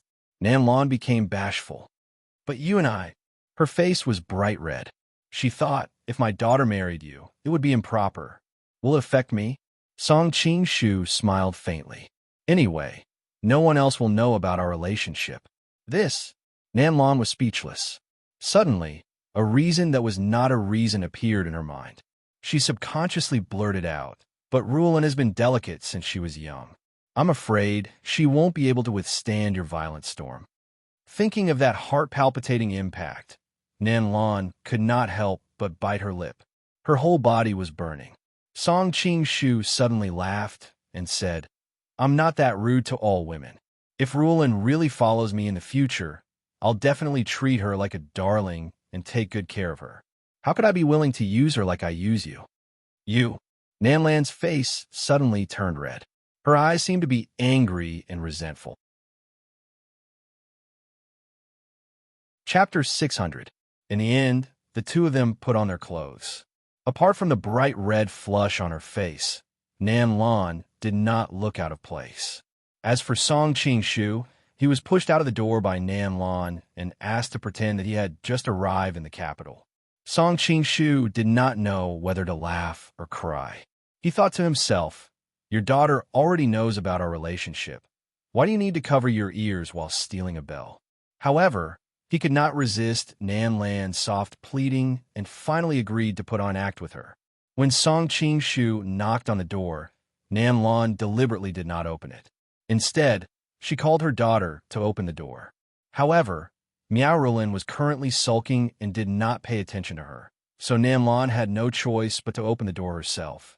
As soon as she saw Song Qing-shu, she deliberately used an exaggerated voice and said loudly, "Prince Song, you're back. Rulin, come out and see who's here." Hearing her mother's words, Miao Rulin could not help but reveal a trace of doubt in her eyes. However, she had been smart since she was a child and quickly reacted. She could not help but spit out, "Really shameless, acting together to bully me because I'm young and insensible." Miao Rulin's eyes suddenly flashed a trace of a sly smile. She made up her mind and decided to beat them at their own game. She wanted to see what tricks these two could play. Unfortunately, she did not know that Song Qing-shu already knew about her peeping. Song Qing-shu had a strange expression on his face as he followed Nan Lan into the house. Suddenly, his eyes lit up. Not far away, on the stairs stood a delicate and shy young girl. The young girl's appearance was extremely beautiful, really like a halo of pearls, sparkling like beautiful jade. Between her brows, there was a faint scholarly air. Even though she was still young, it could still be seen that she was a stunning beauty. Song Qingshu secretly sighed. She really is worthy of being one of the 14 female leads of the Golden Book. Not only did she inherit her mother's beauty, but she also seems to have a tendency to surpass her. Little Rulin, Song Qingshu had just called out when he was suddenly at a loss for words. After all, he knew that she had seen everything just now. He could not act like before and naturally reach out his hand to hug her. Big brother Qingshu, Miao Rulin's bell-like laughter rang out as she jogged towards Song Qingshu, bringing along a wisp of fragrance with her. Song Qingshu stared blankly for a moment. The scene in front of him reminded him of a few months ago. At that time, every time he returned from outside, Miao Rulin would throw herself into his arms like this. Song Qingshu instinctively opened his arms. Unexpectedly, Miao Rulin suddenly blushed and stopped in her tracks. She stood 3 feet away from Song Qingshu and said in a sweet voice, "Brother Qingshu, why did you take so long to see Lana?" Big brother was a little busy before. Song Qingshu was a little embarrassed and withdrew his hands without a trace. Nan Lan couldn't help but glare at her daughter. "You're so rude. How can you call Prince Song big brother? You should call him uncle." "I won't." Miao Rulin snorted and turned her head away. "He promised to be my brother. Isn't that right, brother Qingshu?" "Yes." "Ah." Song Qingshu looked at the little girl in front of him playfully. Seeing that Miao Rulin didn't intend to expose him, he couldn't help but sigh. Women are indeed born to lie. The more beautiful a woman is, the more likely she is to lie. Miao Rulin is already good at acting at such a young age. This is interesting. Between this pair of mother and daughter, one thinks that the other doesn't know, and the other knows but doesn't say anything. Should I show that I know she knows, or that I don't know she knows after a moment of hesitation? After that, Song Qingshu decisively chose to pretend that he didn't know that Miao Rulin knew. After that, the 3 of them had a very strange dinner. Song Qingshu was worried that his acting skills wouldn't hold up, so he hurried out of the house on the pretext that he had something to do. Looking at the forbidden city in the distance, Song Qingshu's eyes narrowed. The night had finally come. Actually, compared to seeing He Qing or going home to have some intimate time with Nan Lan, Song Qingshu's objective for this trip up north was to see Dongfang Muxue. However, it was daytime when he entered the city. With his martial arts, it was naturally not a problem for him to break into the Forbidden City. However, the target was too conspicuous during the day. He might be seen by a guard and cause some trouble, so he had been waiting for nightfall. For Song Qingshu, the Forbidden City was as familiar as the back garden of his home. Song Qingshu avoided the area guarded by guards all the way and entered the inner city with a few leaps. But just in case, he still chose to wear the silver mask. Looking at the palace of heavenly purity not far away, Song Qingshu stopped in his tracks. He hesitated. "I wonder which palace Dongfang Muxue will be resting in tonight." This was also the reason why it was so difficult to assassinate the previous emperors of the Li dynasty. First of all, the defense of the outer city was like a natural moat. Even if some martial arts masters managed to sneak in, most of them would end up in the hands of the imperial bodyguards. Even if there were 1 or 2 martial arts masters who could break through the 2 layers of defense, they still faced a huge problem. The imperial palace was so big that the location of the emperor was a big problem.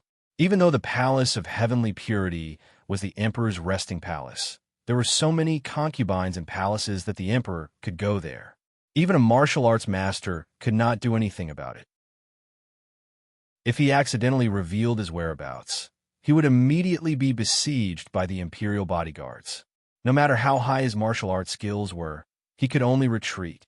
The reason why the Red Flower Society almost succeeded in their assassination attempt was that they had the secret help of Prince Bao, who was second only to the emperor, but above all. He used his informants in the palace to reveal Kangxi's whereabouts to them. Song Qingshu hesitated for a moment and decided to go to the palace of heavenly purity first. After all, this was the emperor's resting palace.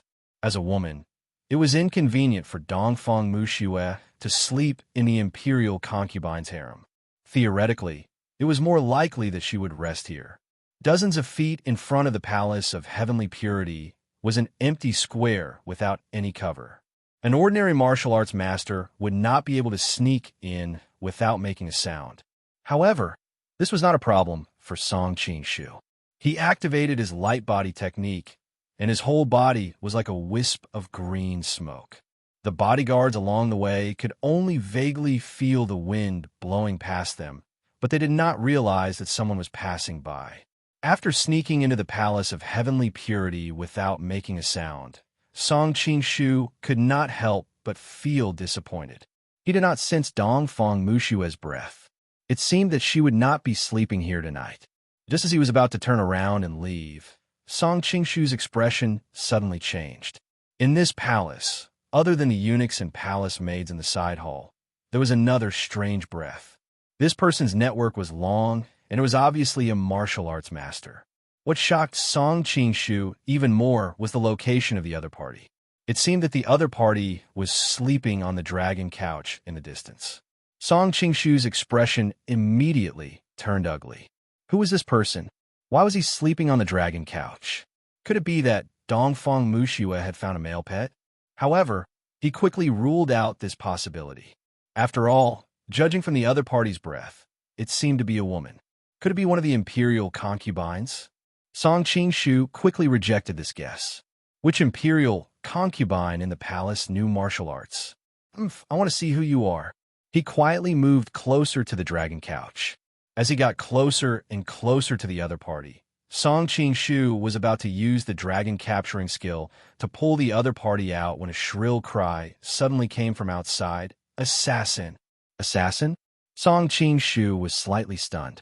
A cluster of black needles suddenly shot out from the dragon couch, like rain. Fortunately, he had been attacked by He Qing's shooting sand shadow before. This time, Song Qingshu was not flustered. His figure flashed, and he moved a few feet to the side to avoid the attack.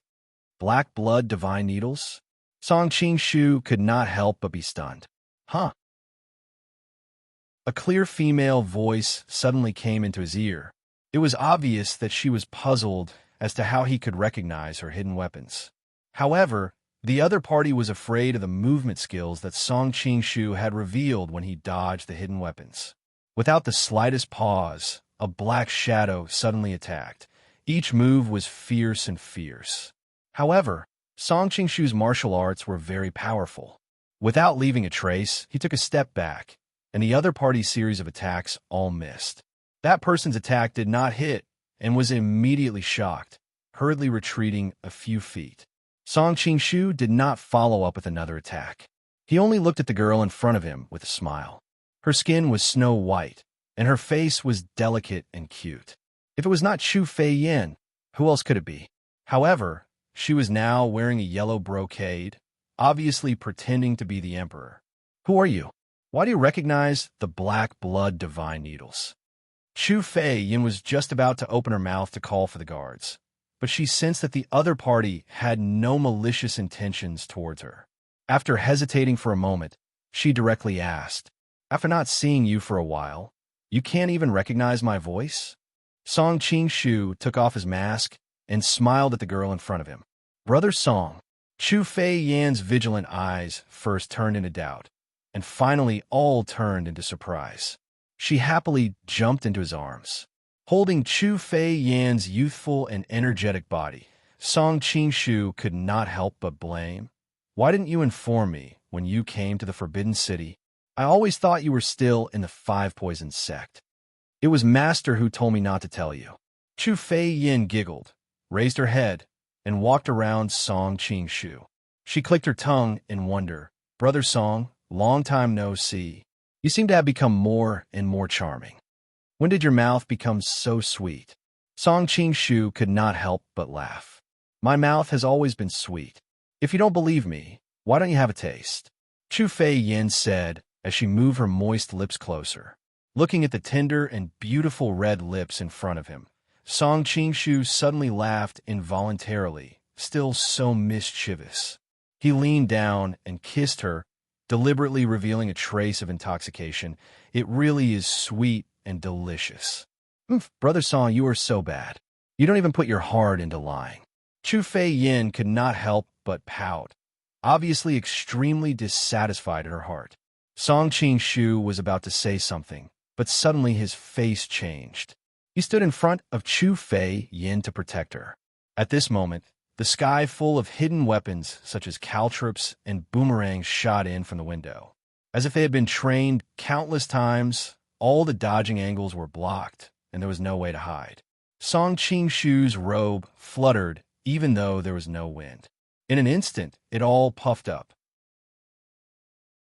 The hidden weapons that filled the sky suddenly seemed to hit an invisible wall of air when they were 1 foot away from the two of them. All of them stopped in midair. With a cold snort, Song Qing-shu's body shook, and all the hidden weapons bounced back. Suddenly, there were bursts of screams coming from outside. However, Song Qing-shu did not relax in the slightest. He stared out of the window. Suddenly, all the windows shattered, and more than a dozen men in black rushed in with a murderous look. Chapter 601. Seeing Chu Fian's appearance, coupled with the addition of Song Qing-shu in the room, the dozen men in black could not help but look at each other. Retreat. It was unknown who said it, but the group of people did not advance, but instead retreated, running out at a faster speed than when they had entered. Song Qing-shu's face turned cold. Being seen by these people, how could he allow them to leave like this? The wooden sword had already appeared in his hand in an instant, and he waved it at the backs of those people. An invisible sword chi shot out, and ripples immediately appeared in the air. The sword chi arrived first, and the dozen people let out a muffled groan, falling from midair one after another.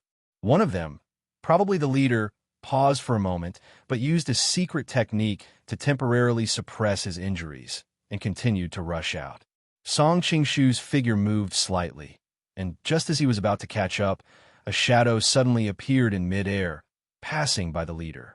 When the leader of the assassins fell to the ground again, there was an additional red up between his eyebrows, and his whole body slumped to the ground, obviously injured by a needle-type weapon. Master, seeing the appearance of the shadow, Chu Fian called out with joy. Dongfang Mushua walked out from the shadows, her beautiful face still as picturesque as before, a pair of charming phoenix eyes revealing a faint trace of majesty. Seeing Song Qing-shu, she said lightly, "You've come." "I've come." Song Qing-shu muttered in his heart. The situation did not look good. After not seeing each other for a period of time, the two seemed to have become estranged. Chu Fian, who was at the side, felt the strange atmosphere in the air. She suddenly laughed. "Big brother Song, these days, Master has often mentioned you in front of me. She often complains that you have no conscience and only know how to have fun outside, and that you forget about home." Dongfang Mushue's face turned slightly red, and she could not help but glare at her fiercely. "Shut up!" Song Qing-shu's eyes lit up, and just as he was about to step forward to speak, the guards outside had already rushed over. This subordinate came late to the rescue. "Please forgive me, Your Majesty." It was unknown whether it was because of Dongfang Mushue's training, but the group of guards only dared to stay outside the hall, and without orders, no one dared to barge in. "The assassins have all been executed, burn their bodies, and there's nothing else for you here," Dongfang Mushue said lightly with her back to the guards. "Yes." After the guards left one after another, Song Qing-shu came out from behind a pillar and looked at the figures of the guards leaving and could not help but wonder, "Aren't you going to check the assassins for clues?" "There's no need to investigate. Judging from their martial arts, they're all experts from Jianzhou's Golden Top sect. Wu Sangui can't escape responsibility." Dongfang Mushue said plainly as she walked into the inner room. Although Song Qing-shu's martial arts was high, and Song Qing-shu's sect although his martial arts were high, Qing-shu's martial art skills, the martial with Jiang with. "Wu Sangui?" Song Qing-shu asked puzzledly. "Why would he send people to assassinate?" Dongfang Mushue did not answer, but leisurely walked to the dragon couch and lay down. Chu Fian sensibly half-knelt at the end of the bed and massaged her calves. Song Qing-shu looked enviously. This Dongfang Mushue really knew how to enjoy. He had never ordered Chu Fian like this. Noticing his resentful look, Dongfang Mushua chuckled. What? You can't stand being ignored by me like this? Some people are having a good time outside, and have been indifferent to the mess here for a few months. Who should I cry to? During this period of time in the Forbidden City, thanks to you taking charge of the overall situation, I have always remembered it, Song Qingshu said sincerely. As for me, because I have been busy, so I came back late. Busy? Dongfang Mushua smiled disdainfully. Including marrying other women? Forget about that Miss Zeng of Wangwu sect. You even reached a marriage alliance with Ren Yingying. That's really good. Good. Dongfang Mushua said good 3 times in a row, causing Song Qingshu to tremble in fear. He hurriedly explained, I did not hesitate to sacrifice my reputation to marry Ren Yingying, but actually, I have my own difficulties. Sacrifice? Yingying, that little girl is famous in the martial arts world. If marrying her is also a sacrifice, who knows how many young heroes in the martial arts world are willing to sacrifice themselves? Dongfang Mushua sneered, but I am really curious, what difficulties do you have? Do you still remember who forced us to jump off the cliff? Song Qingshu asked. Zhang Wuji. Dongfang Mushua's eyes immediately sharpened. At that time, with Song Qingshu's help, it could be said that Ren Wuxing had no hope of regaining the throne. But who knew that halfway through, Zhang Wuji would suddenly appear and ambush her, causing her to almost fall off the cliff and die. During this period of time, Dongfang Mushua had used all kinds of natural treasures in the palace to recuperate from her injuries. But the result was that she had not even recovered 1/3 of her peak power. How could she forget the main culprit? Song Qingshu's expression changed. He said half-truthfully, That's right. When Zhang Wuji helped Ren Wuxing to regain the throne, he did not have good intentions. He took the opportunity to infiltrate the Sun Moon sect. Until today, he has already controlled nearly half of the Sun Moon sect's power. Ren Wuxing had no choice but to ask for my help. I thought that if Zhang Wuji really completely controlled the Sun Moon sect, coupled with the power of his Ming dynasty, wouldn't it be even more difficult for us to take revenge? Therefore, I agreed to Ren Wuxing's request for a marriage alliance, and helped him completely eliminate Zhang Wuji's power in the sect. It could also be considered as helping us vent our anger. There's no need to go through so much trouble to find Zhang Wuji for revenge. When my power has recovered, I will directly kill him at the light peak. No matter how powerful his power is, it will be useless then. Dongfang Mushua obviously disapproved of Song Qingshu's pettiness, but after listening to his explanation, her expression finally improved. Song Qingshu smiled bitterly. Back then, you were the #1 expert of the underworld, so naturally, you were not afraid of Zhang Wuji, but now that you have yet to recover from your serious injuries, and Zhang Wuji is not the same as before, he is actually the reincarnation of venerated Ming. He then roughly explained how Zhang Wuji cultivated the 7th level of the Heaven and Earth Great Shift and was possessed by venerated Ming. There's actually such a miraculous thing in this world. Dongfang Mushua suddenly stood up, obviously extremely shocked by the matter of possession. That's right.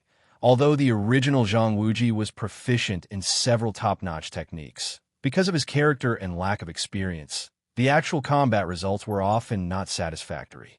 However, now that venerated Ming has taken over his body, a grandmaster like venerated Ming will definitely be able to unleash 120% of Zhang Wuji's original power, not to mention his own 1,000 years of cultivation. Song Qingshu sighed. Therefore, if we want to seek revenge, I'm afraid it's unrealistic to rely on beheading him. Dongfang Mushua's face revealed an expression that seemed like a smile, yet not a smile. Obviously, she was not fooled by him. The news of the new Golden Snake King defeating all the experts has spread all over the world. If I'm not wrong, with your current martial arts, I'm afraid you may not be inferior to that so-called venerated Ming. When my power has recovered, with the two of us working together, even if he's a 1,000-years-old monster, he will definitely die. Song Qingshu was instantly overjoyed. Could it be that you have thought it through and are willing to dual cultivate with me to heal your injuries? Chapter 602. You're a master now. why are you still so shameless? Dongfang Mushiwa rolled her eyes and couldn't help but snort. Who asked me to have such an unrestrained heart? Song Qingshu didn't feel ashamed at all and replied with a grin. How about it? Do you want me to help you recover your cultivation? Dongfang Mushiwa was silent for a long time before she said, Answer a question of mine first. What is it? Song Qingshu thought to himself that no matter what she asked, he would answer her in a way that suited her heart. If I kill Ren Wuxing one day, and Ren Yingying wants to kill me to avenge her father, who will you help? Dongfang Mushiwa spoke casually, as if killing the cult leader of the Sun Moon God sect was a very simple matter. Song Qingshu was instantly speechless. Why did women love to ask him questions like this? Even though he wanted to say something nice, he didn't want to say something that went against his heart. Song Qingshu rolled his eyes and came up with an idea. Of course I'll help Ren Yingying. With your martial arts skills, you can kill her with a single finger. Why would you need my help? You're quite clever, Dongfang Mushiwa chuckled. Then you should know my answer too. I know. Song Qingshu laughed bitterly. He knew that his best choice, just now, was to completely stand on Dongfang Mushiwa's side. That way, their relationship would be even closer, and he wouldn't have to worry about Dongfang Mushiwa not being on the same side as him. However, he couldn't convince himself. In his previous life, Ren Yingying was one of his favorite heroines when he watched the smiling, proud wanderer. Even though this Ren Yingying was a different person from the one in the original novel, he still didn't want to hurt her. Even though Song Qingshu was much more successful in this world compared to his previous one, he still missed his previous world. He vaguely had a feeling that if he could really be heartless towards Ren Yingying, the person he once liked very much, it would mean that he had completely cut off the memories of his previous life. These memories were extremely precious to Song Qingshu, and he was even unwilling to forget every time his heart palpitated. Dongfang Mushiwa took a deep look at him and said expressionlessly, I've had a great time being the emperor, so I probably won't return to Blackwood Cliff anytime soon. You still have enough time to seriously consider this question. I hope you'll have a different answer when the time comes. Maybe. The look in Dongfang Mushiwa's eyes made Song Qingshu smile bitterly in his heart. Even though the main reason why he allied with Ren Wuxing was because of his feelings for Ren Yingying in his previous life, he also wanted to keep Dongfang Mushiwa in check. After all, she was too talented, and she didn't seem like the kind of woman who was willing to be a good wife. Dongfang Mushiwa must have also seen through this point, but she chose not to point it out. Naturally, Song Qingshu could only pretend that he didn't know. The room suddenly fell into a very strange silence. Chu Fian, who was watching from the side, was anxious. One of these two people was her lover, and the other was her master, who was as important as a mountain to her. She didn't want to have any estrangement between the two of them. She suddenly had an idea and immediately broke the silence in the room. Brother Song, did you just ask Wu Sangue why he sent these assassins into the palace to assassinate you? Yes. Song Qingshu looked at Chu Fian gratefully. With Dongfang Mushiwa's personality, she naturally wouldn't put down her pride and speak softly. For a moment, he didn't know what to say. Between the two of them, there was nothing better than Chu Fian acting as a lubricant. Dongfang Mushiwa coughed lightly. Thanks to that brother Song of yours, the Manchurian Qing army of 100,000 was almost completely annihilated. It was really a serious blow. The three border defenses have always had the intention to rebel. Encountering such a good opportunity, it was inevitable that they wouldn't have any ideas. Seeing that she obviously wanted to explain to Song Qingshu, but in order to save face, she only said it to herself, Chu Fian couldn't help but secretly laugh. She didn't expect that a person like her master would have such a childish temper. Chu Fian held back her laughter and turned to Song Qingshu with a serious face. Brother Song, Master wanted me to tell you that because you defeated the Manchurian Qing army of 100,000, it caused the hearts of the people in the imperial court to waver. Ping Shu Wang and the others also had some ideas that they shouldn't have. Even if Dongfang Mushiwa was cold and aloof, she couldn't stand being teased like this by her disciple. She couldn't help but feel ashamed and angry. She fiercely glared at Chu Fian. Does he not have ears? Why would he want you to repeat it again? It was rare to see Dongfang Muxue reveal a shy side.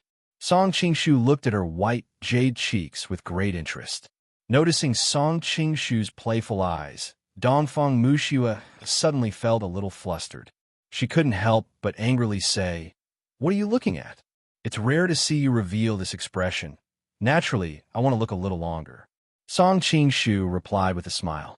Chu Fian, who was at the side, quietly gave him a thumbs up. "If you want to look, then look." Dongfang Muxue was not an ordinary person and quickly returned to normal. "If you've seen enough, we'll get down to business." Peerless beauty, it's not enough to look at for a lifetime.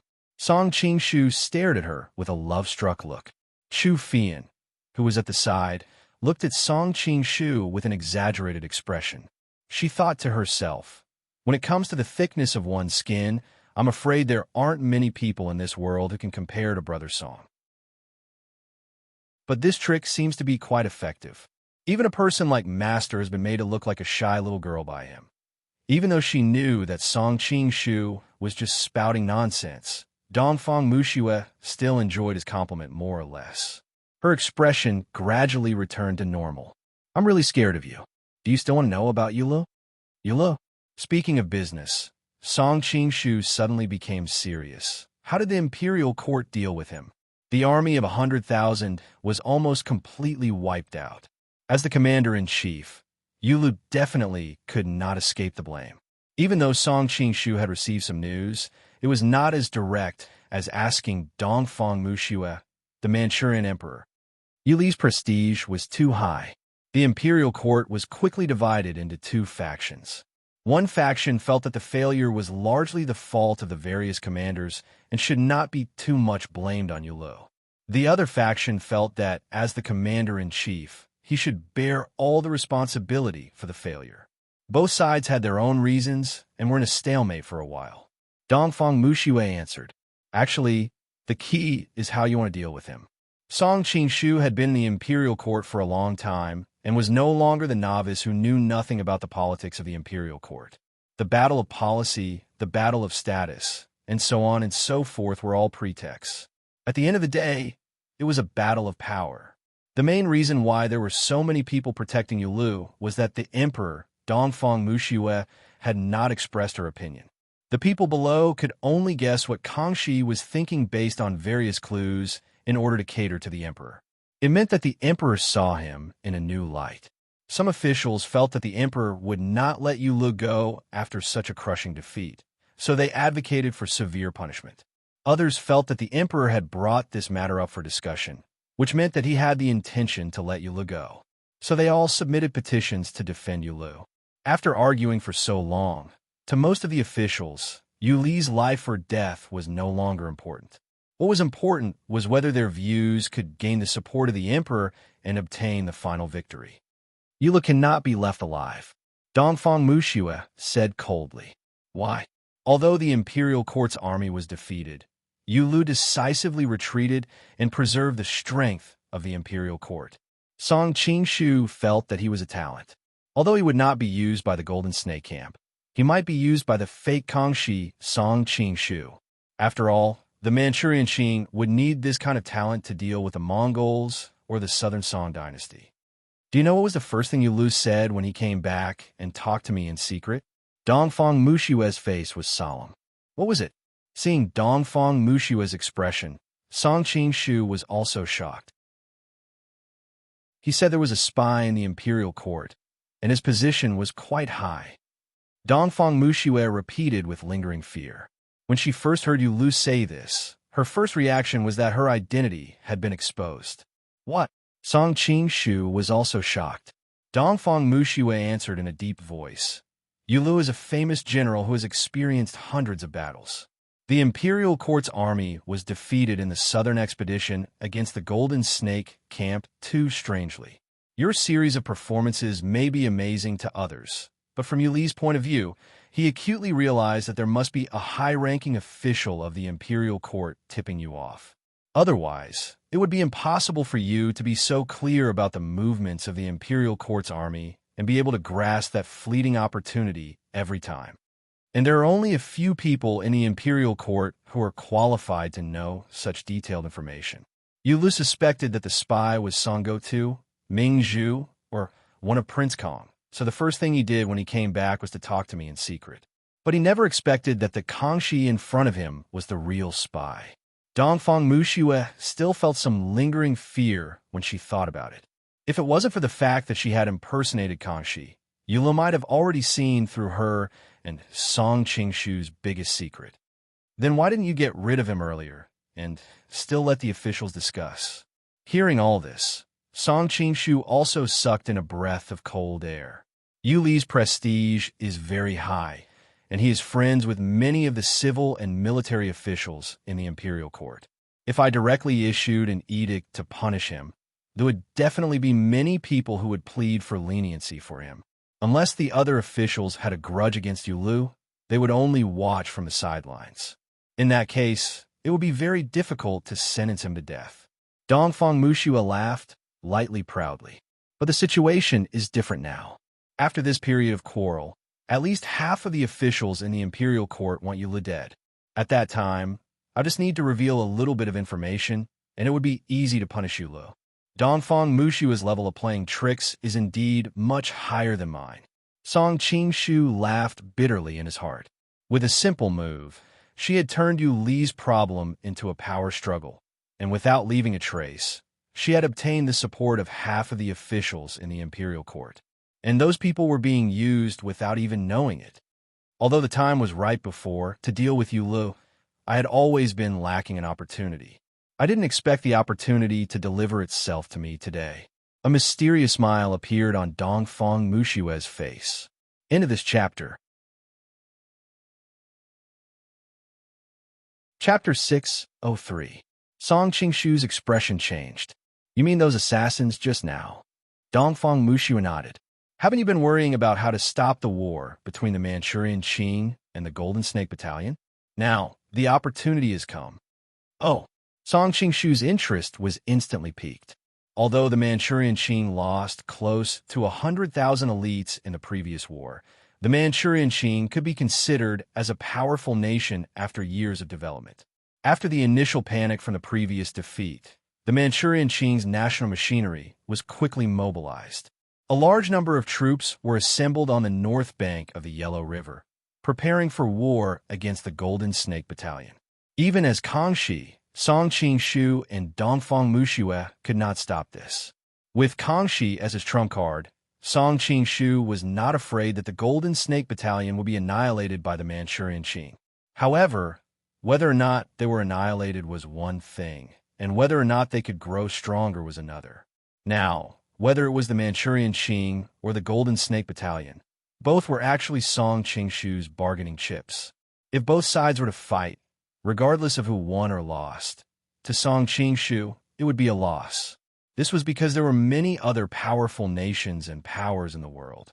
If his own forces were exhausted, how would Song Qingshu have the capital to fight for the world? You mean the 3 border defenses?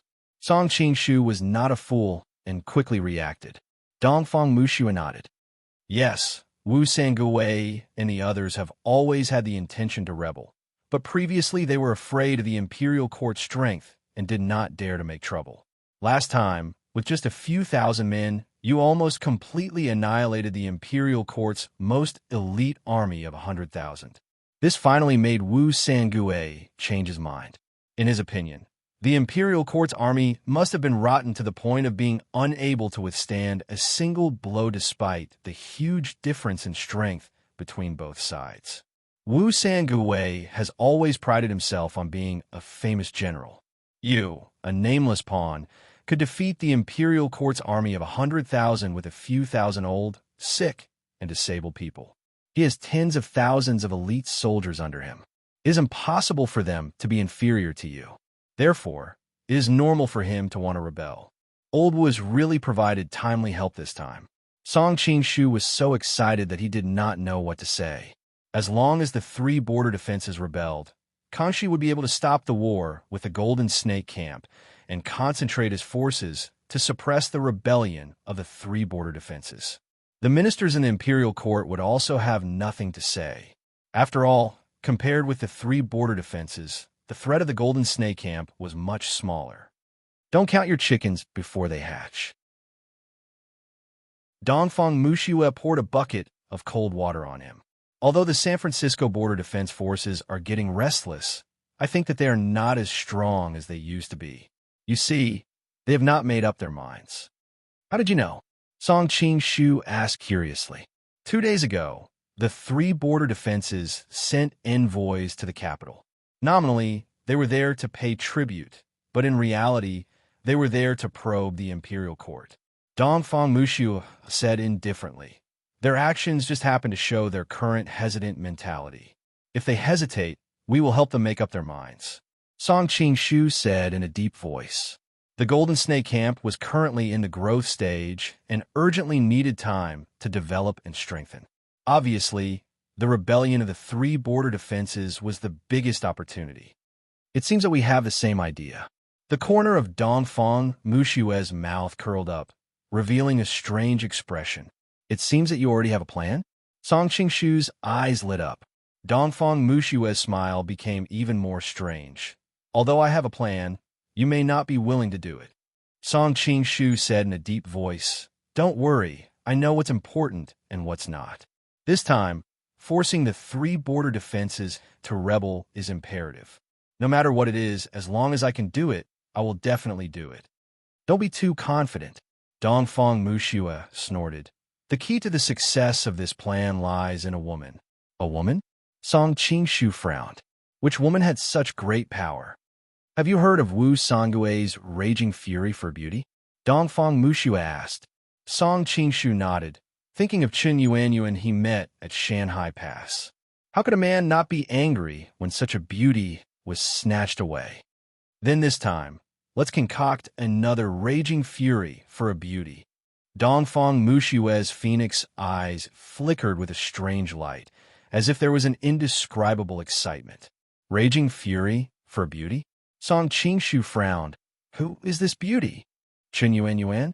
Definitely not. Could it be Aku? But was she that important? Didn't I say that I needed an opportunity to make a move on Yulu? Dongfang Muxiue smiled. Do you know who the husband of Yu Li's daughter, Princess Rugia, is? Yu Li's daughter? Song Qing-shu was confused. He had not been in the Forbidden City for a long time, so he was not as clear as Dongfang Muxiue about the situation of the 8 Banners royal clan. Yulu is just a prince. Originally, his daughter was not qualified to be called a princess. However, in order to win over the 3 border defenses, Emperor Xuanji chose the daughters of the royal clan to marry with the 3 border defenses. His daughter happened to be chosen and was conferred the title of Princess Rugia. She married Gung Jingzhong, the grandson of Gung Zhongming, Prince Jingnan. After Gung Zhongming died, Gung Jingzhong inherited the throne, and Princess Rugia became Princess Jingnan. Dongfang Muxiue said slowly. Note: in history, Princess Rugia married Gung Jingzhong's younger brother, Gung Juzhong. Prince Jingnan's mansion is thousands of miles away. Do you want me to travel day and night to kidnap her? Song Qing-shu asked, puzzled. You don't need to kidnap her. Because she heard about her father's imprisonment, she has already come to the capital with the envoy of Prince Jingnan. Dongfang Muxiue smiled. At such a delicate time, why would Gung Jingzhong let his princess come to the capital? Song Qing-shu asked, puzzled. Dongfang Muxiue answered, Firstly, Princess Rugia's identity is special. Gung Jingzhong believes that no matter what happens, the imperial court will not make things difficult for her. Secondly, Gung Jingzhong wants to know more about Yu Li's defeat through her, so that he can judge the military strength of the imperial court. She is indeed the best candidate to spy on information. Song Qing-shu sighed. However, he was soon puzzled again. Is she the Hongyin you're talking about? How can she rise to the crown? Unlike the usual marriage, according to the information, this Princess Rugia and Gung Jingzhong are very loving. Gung Jingzhong dotes on her very much. The smile on Dongfang Muxiue's face deepened. If I am not wrong, she will definitely enter the palace tomorrow to plead for her father, Yulu. At that time, you just need to let her stay in the palace for one night. I guarantee that Gung Jingzhong will rebel. Song Qingshu's expression immediately became very interesting. What kind of rotten idea is this? This is not a rotten idea. Dongfang Mushua's expression turned serious. Do you know what it means for the wife of a foreign official to be allowed to stay in the inner palace? It means that everyone in the world knows that the emperor has made him a cuckold. How humiliating is that? Geng Jingzhong is a hot-blooded person who loves his wife deeply. Not to mention that he has long had the intention to rebel. Even if he did not, he would immediately have the intention to rebel. And the three border defenses have always advanced and retreated together. Once Geng Jingzhong rebelled, Wu Sangui and Shan Keshi, no matter how unwilling, could only follow. End of this chapter. Chapter 604. Do you really have to do this? Song Qingshu frowned. After all, it was not a glorious thing to implicate an innocent woman. What do you think? Dongfang Mushua disapproved of his hesitation. Song Qingshu was silent for a long time before he said, "To make Geng Jingzhong misunderstand, we can just leave Princess Rugia in the palace. There's no need to really do anything." In fact, he had done similar things many times, but he had done it out of his own interest. This time, he was somewhat resistant to seizing a woman to achieve a certain goal. "Are you still a man?" Dongfang Mushua glanced at him from the corner of her eyes. "You don't even want a woman who sends herself to your doorstep. Don't cling to your **T principles. The weak are prey to the strong. If you can't do it, I'll do it myself." "You?"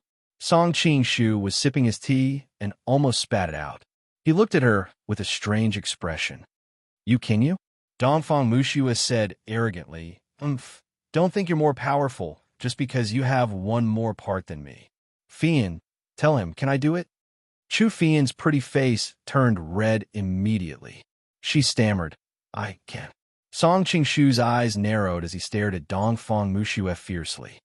"You actually touched my woman. What do you mean by your woman?" Dongfang Mushua snorted. "She's my disciple. I only lent her to you once because I wanted to help you master the mantra of bliss. I'm her master, don't get it wrong." Song Qingshu's figure flashed and suddenly appeared in front of her. Dongfang Mushua's eyes flashed, but she did not resist. Instead, she let him choke her. Instead, she giggled. "What, are you jealous?" Song Qingshu was also surprised that she did not resist. He stared at the clear eyes in front of him for a long time before he smiled. "What's there to be jealous about? Even you are my woman, so naturally, your woman is also my woman." A teasing look appeared in Dongfang Mushua's eyes. "Is that so?" With a light flick of her wrist, an embroidery needle pierced towards Song Qingshu's wrist. Song Qingshu remained silent as he casually flicked his finger. With Dongfang Mushua's current strength, it was a piece of cake for him to flick the embroidery needle away. Unexpectedly, Dongfang Mushua seemed to have predicted this. With a slight twist of her wrist, she evaded Song Qingshu's flick. Song Qingshu exclaimed in surprise and quickly changed his move, but Dongfang Mushua was able to dodge it again. In the blink of an eye, the two of them had already exchanged more than 10 moves, but the embroidery needle was getting closer and closer to Song Qingshu's wrist. Song Qingshu couldn't help but exclaim in admiration. Even though Dongfang Mushua's cultivation had been greatly damaged, her techniques and eyesight were still there. In terms of ingenious moves, Song Qingshu was indeed slightly inferior. Even though he was clutching her neck, he couldn't really be ruthless. Unless he let go and retreated, he would definitely be injured by Dongfang Mushua's embroidery needle. Looking at the unconcealable pride on Dongfang Mushua's face, Song Qingshu knew that if he retreated now, he might not have another chance to subdue her in the future. Gritting his teeth, he no longer blocked her embroidery needle with his other hand. Instead, he grabbed towards her chest. As expected, Dongfang Mushua's expression changed. The embroidery needle quickly changed its direction and pierced towards the back of his hand. Song Qingshu had been waiting for this opportunity. With a flick of his finger, Dongfang Mushua couldn't evade this time. With a crisp sound, the embroidery needle broke into pieces. Despicable! Despicable! Dongfang Mushua's breathing was rapid, and her chest was heaving up and down. It was obvious that she was furious. You just said that the weak are prey to the strong. This is the only truth in this world. Right now, only I'm strong and you're weak. There's no such thing as despicable and despicable. Song Qingshu held Dongfang Mushue's smooth chin, admiring her embarrassed and angry expression. A trace of surprise flashed across Dongfang Mushue's eyes. I didn't expect you to be so good at applying what you've learned. Then are you going to deal with me, the weak one, my lord expert? Dongfang Mushue's voice suddenly became gentle. Song Qingshu's heart skipped a beat. Looking at the big, watery eyes in front of him, he thought to himself, if I die, then so be it. He lowered his head and kissed that tender and alluring red lips. Oh! Dongfang Mushue's eyes widened. She didn't expect Song Qingshu to be so daring. A blush instantly appeared on the back of her snow-white neck. Seeing Song Qingshu pressing Dongfang Mushue onto the bed, and at the same time reaching in her clothes, Chu Fian smiled faintly and slowly retreated outside. The following scene was not something she, as a disciple, should see. No, I'm not ready. Dongfang Mushue finally got a chance to catch her breath and hurriedly pushed the man on top of her away. When will you be ready? Song Qingshu asked in a low voice. I don't know. Dongfang Mushue's eyes were blank. Even though she was not against Song Qingshu doing anything to her, deep in her heart, she felt that something was missing between the two of them. This indescribable feeling made her hesitate. All right, I'll wait for you to be ready. Even though he was reluctant, Song Qingshu gave up on continuing to conquer the city because he didn't want to leave a trace of imperfection between the two of them. Are you feeling very uncomfortable now? Dongfang Mushue glanced at a certain spot, her face 100 times redder than usual. What do you think? Song Qingshu's face was gloomy. That's easy. Dongfang Mushue smiled slyly. With a light flick of her wrist, a strip of silk shot out from the tent. Chu Fian had just walked to the door when her body suddenly tightened. She found that her waist was entangled by a strip of silk. Before she could scream, she was pulled back into the tent. Master, Chu Fian knew what had happened and was instantly embarrassed and anxious. Let Fian help you. Dongfang Mushue chuckled. From today onwards, my woman is your woman. Song Qingshu's heart suddenly skipped a beat. For some reason, the beautiful and mature body of the indigo phoenix appeared in his mind. What? Thinking of the indigo phoenix. Dongfang Mushue looked at him with a half-smile, as if she had seen through his thoughts. Don't be embarrassed. In the future, you can use all you want. The women of the Miao family have extraordinary martial arts. Song Qingshu's mouth went dry and his voice became hoarse. Back then, the Five Poison sect, you said that we were not familiar enough to exchange sexual techniques. Aren't we familiar enough now? Dongfang Mushue moved closer to his ear and exhaled softly. Do you want to see how I deal with women? Song Qingshu subconsciously swallowed his saliva and hurriedly nodded. Dongfang Mushue smiled sweetly and lifted Chu Fian's chin. Fian, I'm afraid you'll have to work hard tonight. Chu Fian was instantly embarrassed and hurriedly said, No, oh. Two red lips were already entangled together. Song Qingshu was at the side. It could be said that it was an eye-opener and his body temperature soared. After some time, Dongfang Mushue brushed her messy hair behind her ear and glanced at him coquettishly. Why aren't you coming? Song Qingshu could not hold it in any longer and pounced over with a low growl. Soon, Chu Fian's tearful voice rang out. Brother Song, Master, how can you be so bad? Wake up soon. It's time for morning court. After some time, a lazy voice rang in his ear. Song Qingshu opened his eyes in a daze and found that Dongfang Mushue was already neatly dressed. She was sitting by the bed and looking at him with a faint smile. So early? Song Qingshu looked at the starry sky outside and could not help but smile bitterly. Being an emperor was really a tough job. It was fortunate that Dongfang Mushue never got tired of it. If it was him, if he had to attend morning court every day, even if he had the benefits of having 3 palaces and 6 courtyards, he would not be willing to be an emperor. There will probably be a lot of interesting things happening in the morning court today. You have just returned and are not clear about many things. In order to avoid revealing any flaws, I will temporarily act as this Kangxi today. You just hide at the side and listen. Dongfang Muxue said as she observed Song Qingshu's expression. I can't ask for more. Every time I have to deal with those shrewd officials, I always get a headache. Song Qingshu did not mind at all and readily agreed. Seeing that he did not hesitate, a strange light flashed in Dongfang Mushue's eyes. But when she looked at Chu Fian, who was still in a deep sleep, she could not help but blush. I sacrificed so much last night. If he still suspects me, he really has no conscience. Song Qingshu got dressed and was about to leave when he suddenly looked back at Chu Fian. Won't there be any problems if you leave her here? Don't worry, Dongfang Muxue replied. I really lack helpers in this palace, so I transferred her from the 5 poison sect a while ago. The people in the palace are already used to her existence. There are all kinds of rumors about her behind her back. Experts, secret guards, concubines, so on and so forth. Although Fian is young, she is very capable. She quickly subdued the eunuchs and palace maids in the palace of heavenly purity. Even if someone saw her sleeping on the dragon bed, who would dare to say a word? Song Qingshu had a strange look on his face. He really could not associate the delicate little girl from last night with such a powerful character. In the end, he could only sigh. Women are really a magical species. Oh yes, where's Zhong Ling and the rest? Song Qingshu suddenly asked. The 5 poison sect still needs someone to hold the fort. She and the Indigo Phoenix are staying there.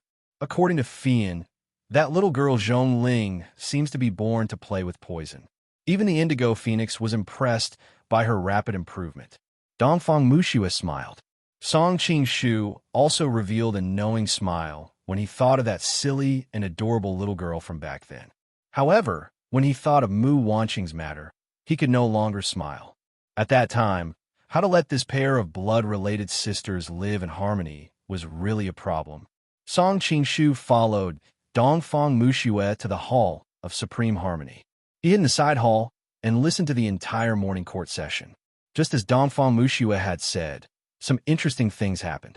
First, the ministers were divided into 2 groups according to the usual practice. They quarreled about how to deal with Yulo. Then, the envoys of the 3 border defenses presented their memorials. They all said that in recent years, the pressure on the borders was huge. They requested the imperial court to almost double the military's pay. Wu Sangui's envoy even mentioned that he missed his daughter and hoped that the emperor would allow Aku to return to Shanhai Pass to visit his relatives. Hearing these conditions, there was an uproar in the court. End of this chapter. Chapter 605. In recent years, the military expenditure of the 3 countries had accounted for more than 30% of the total expenditure of the imperial court. There was already a faint trend of unrest. Now that the imperial court had just lost 100,000 elite soldiers, the 3 countries had actually raised this kind of request at this time. Sima Zhao's intention was clear to all. Cent Pound says, moreover, at that time, because Princess Janning and Wei Xiaobao accidentally died at Shanhai Pass, in order to ask for forgiveness, Wu Sangui sent his most beloved daughter to the capital. Nominally, she was to be the emperor's palace maid, but anyone could see that he was sending his daughter to the emperor to be a concubine. Aku had inherited her mother's former #1 beauty, Chen Yuanyuan's beauty. As soon as she entered the capital, she was the most beautiful woman in the capital. Even Kangxi couldn't help but be tempted. However, Kangxi had an enormous ambition. He was pursuing the world, while Wu Sangui's reputation was really too bad. He was worried that if he took Wu Sangui's daughter as his concubine, he would lose the popular support of the Han people. Moreover, Aku's mother was once the femme fatale, Chen Yuanyuan. The fall of the Ming dynasty was inextricably linked to her.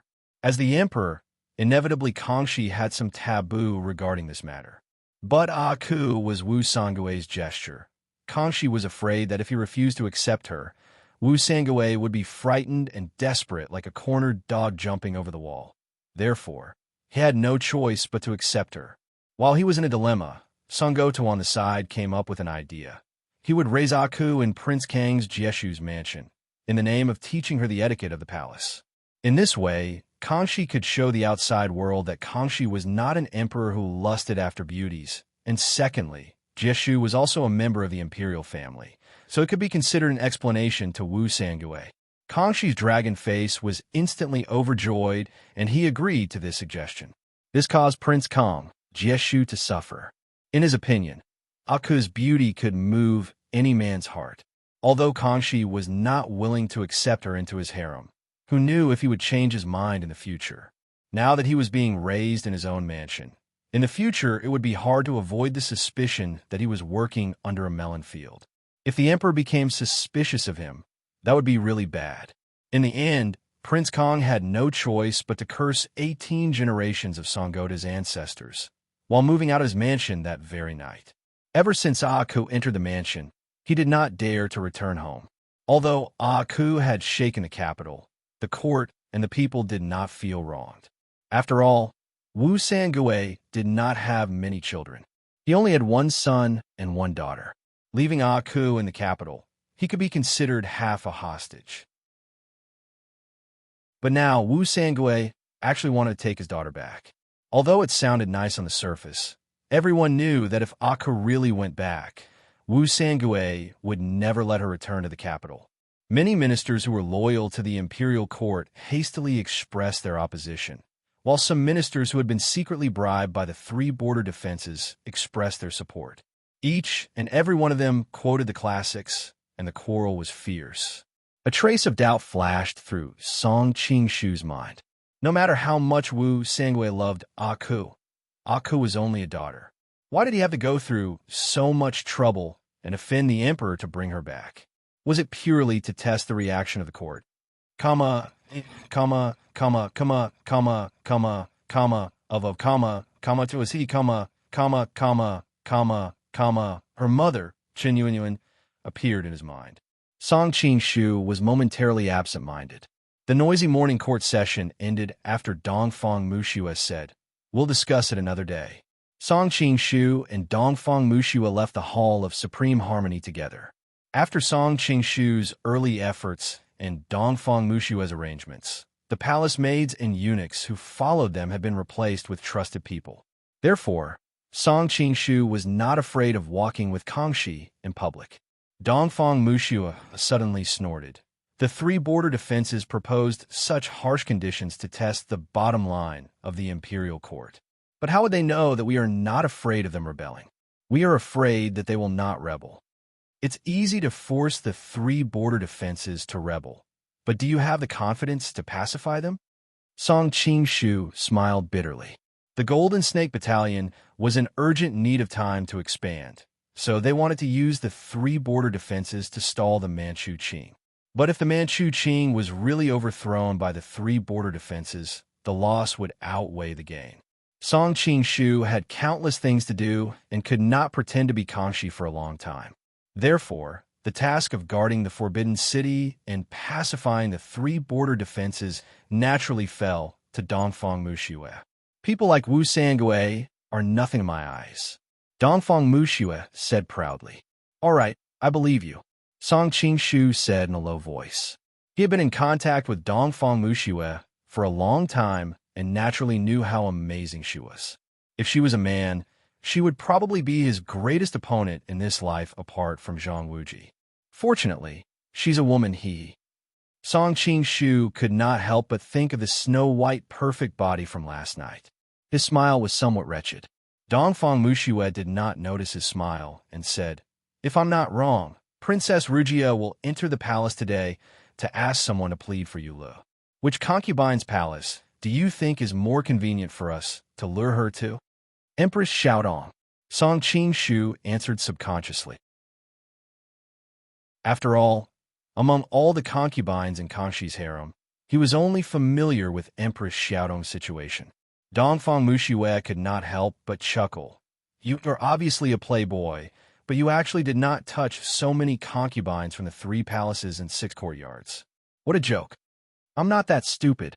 Song Qingshu's expression suddenly changed. He could hear the pride in her tone. Did you touch all of them? Of course. Dongfang Mushua smiled proudly. The Manchu Qing harem has its own rules. If I continued to pamper Empress Xiaotong like you, I would not be able to touch all of them equally. I'm afraid the women in the harem would have long suspected me. Song Qingshu's expression became even more strange. You actually managed to handle so many concubines? What's more surprising is that none of them noticed anything unusual. What's so difficult about that? I used to be the sect leader of the Sun Moon sect, all right? Dongfang Muxue snorted proudly. I just need to use some low-grade aphrodisiac from the pugilistic world and some props.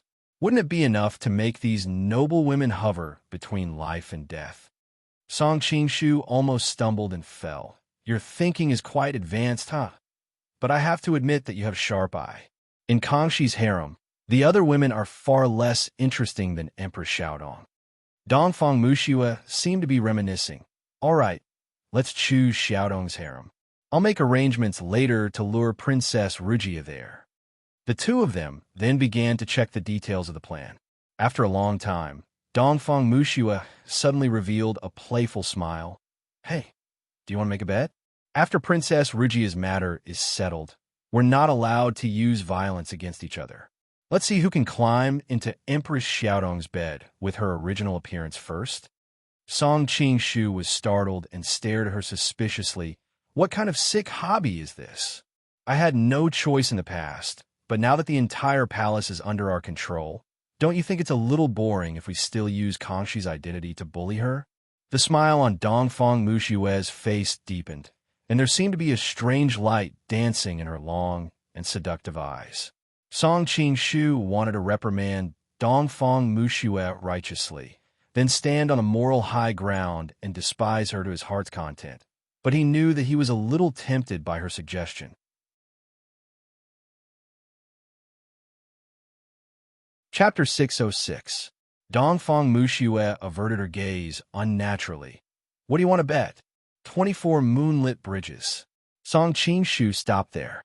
He believed that Dongfang Muxue would understand what he was trying to say.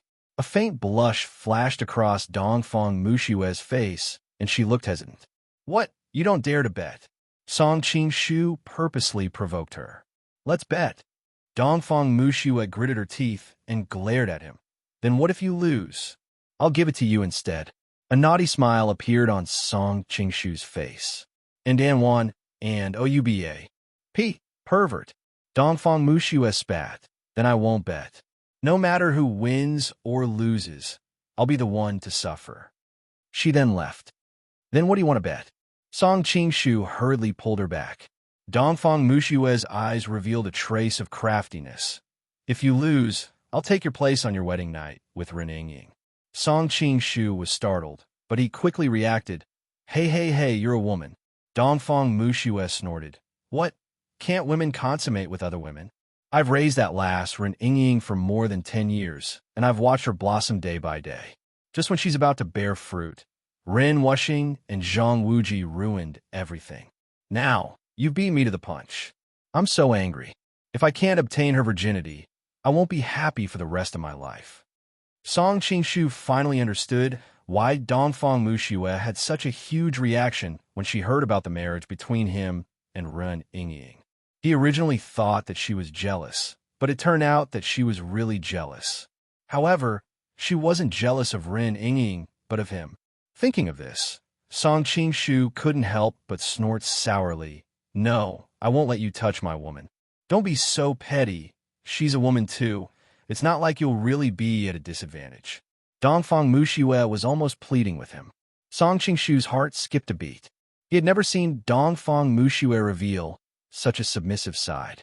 To be honest, it was quite enjoyable, but her hobby was a little too unconventional. Seeing that Song Qingshu was unmoved, Dongfang Muxue bit her lips and whispered in his ear, "Why don't I use my red pill to exchange with you?" Song Qingshu's heart thumped violently. He was worried that he would agree impulsively, so he hurriedly said, "This topic is too dirty. I need to calm down." After saying that, he left as if he was fleeing. Looking at his back, Dongfang Muxue couldn't help but stomp her foot. Coward! Plotting Princess Rugia's matter today was really damaging to the royal family's reputation. For convenience, Song Qing-shu and Dongfang Muxue chased away the palace maids and eunuchs that accompanied them and went straight to the palace where Empress Xiaotong was staying. It wasn't until they arrived at Xiaotong's back courtyard that Song Qing-shu finally reacted. He couldn't help glaring at Dongfang Muxue. I almost fell for your trick. Your red pill is mine in the first place. Why should I gamble with you? Who said so?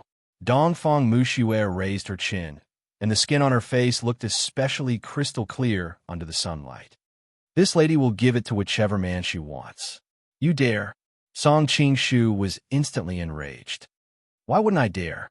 You also know my temper. If you make me unhappy, I can't guarantee what I will do. Dongfang Muxue was unmoved. She looked at him with a smile. If you don't give her Ying's red pill to me, I will go seduce Ling Hu Chong and piss you two off. I'm afraid of you. At most, I'll take a step back. Song Qing-shu felt a headache coming on. I can't give her to you on her wedding night, but you can conquer her with your own ability afterward. Petty. Dongfang Muxue also understood that no man would agree to her request. After hesitating for a moment, she said unwillingly, Then I want to be at the side on your wedding night. Song Qing-shu hesitated. That's not impossible. Seeing Dongfang Muxue's excited expression, Song Qing-shu said with dissatisfaction, What are you so happy about? It's not certain who will win this bet. You will definitely lose. Dongfang Muxue said proudly. Is that so? Song Qing-shu had a disapproving expression. You don't believe me? Dongfang Muxue looked at him with a faint smile. Climbing onto Xiaotong's bed is not a skill. Getting the other party onto Xiaotong's bed is a real skill. Song Qing-shu immediately frowned. With the characteristics of his joy vital energy, it was easy for him to climb onto Xiaotong's bed with his real face. However, he really couldn't think of a way to get Dongfang Muxue onto Xiaotong's bed. Follow me. Dongfang Muxue smiled ambiguously. She pulled Song Qing-shu and walked towards Xiaotong's bedroom. Along the way, she secretly put on Kangshi's mask. Welcome, Your Majesty. Empress Xiaotong had received the imperial edict early in the morning. Knowing that the emperor would be coming soon, she dismissed the palace servants and waited in the bedroom excitedly. You may rise. Dongfang Muxue said lightly. Thank you, Your Majesty.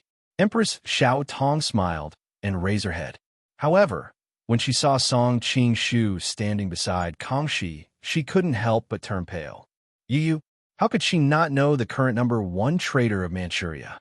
Back when Song Qing-shu was serving in the Forbidden City, the two of them often met. At that time, although she felt that this guard had an extraordinary temperament, she didn't take it to heart. After all, their identities were like clouds and mud. She was the noble imperial concubine, while the other party was just a servant. But recently, Song Qing-shu's reputation had shaken the entire court. Even Empress Xiaotong had heard of his various miraculous deeds. Looking at the dignified man in front of her and thinking of the handsome guard who bowed respectfully to her back in the palace, Empress Xiaotong couldn't help but fall into a trance. Don't panic, beloved. He's one of us. Dongfang Muxue said lightly. One of us. Empress Xiaotong felt a little dizzy.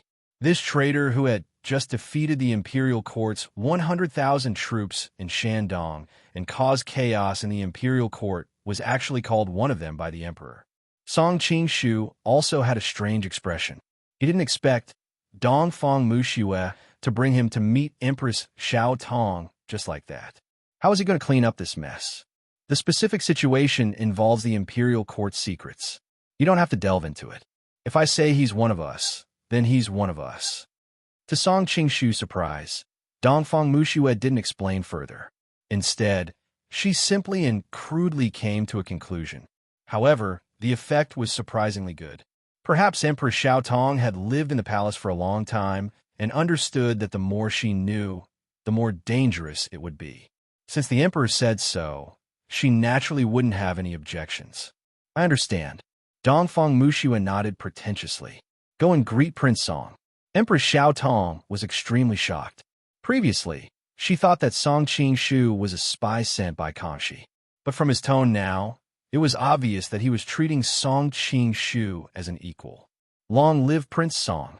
Empress Xiao Tong smiled and bowed to Song Qing-shu. She was an intelligent person.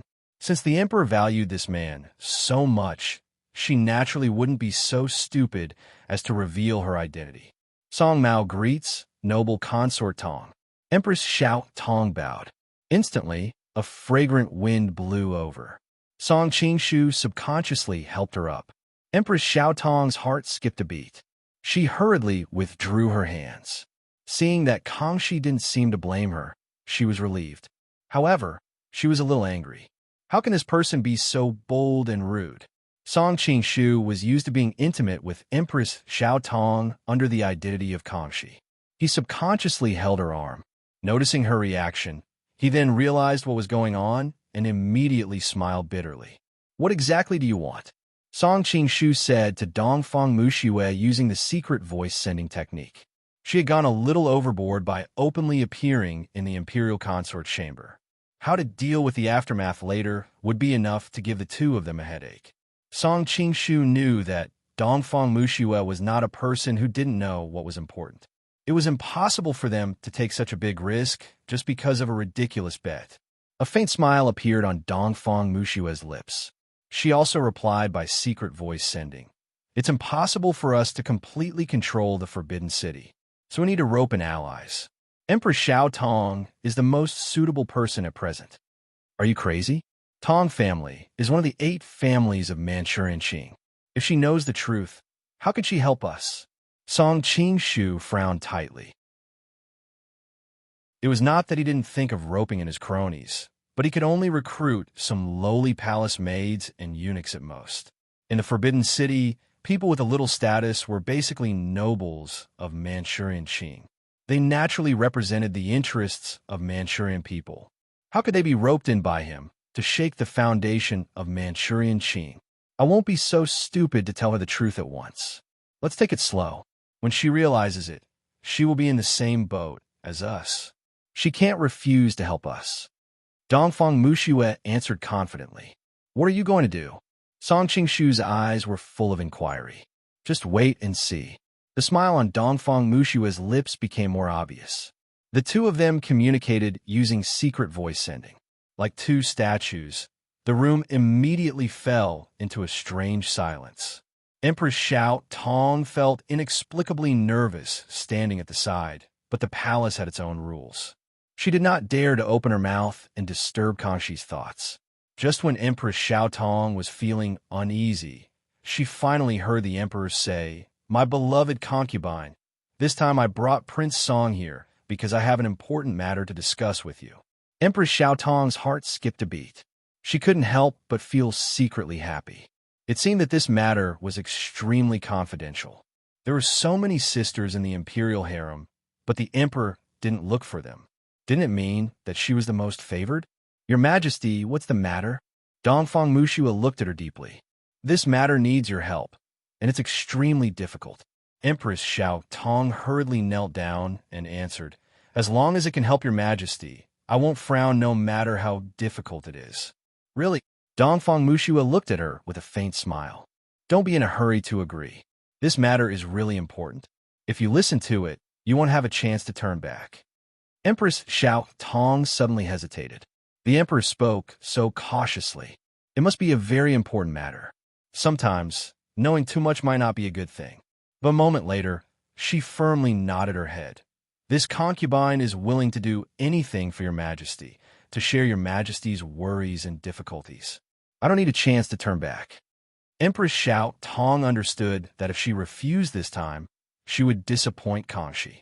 Once she lost the emperor's heart, the glory of being favored by 3,000 people would be gone forever.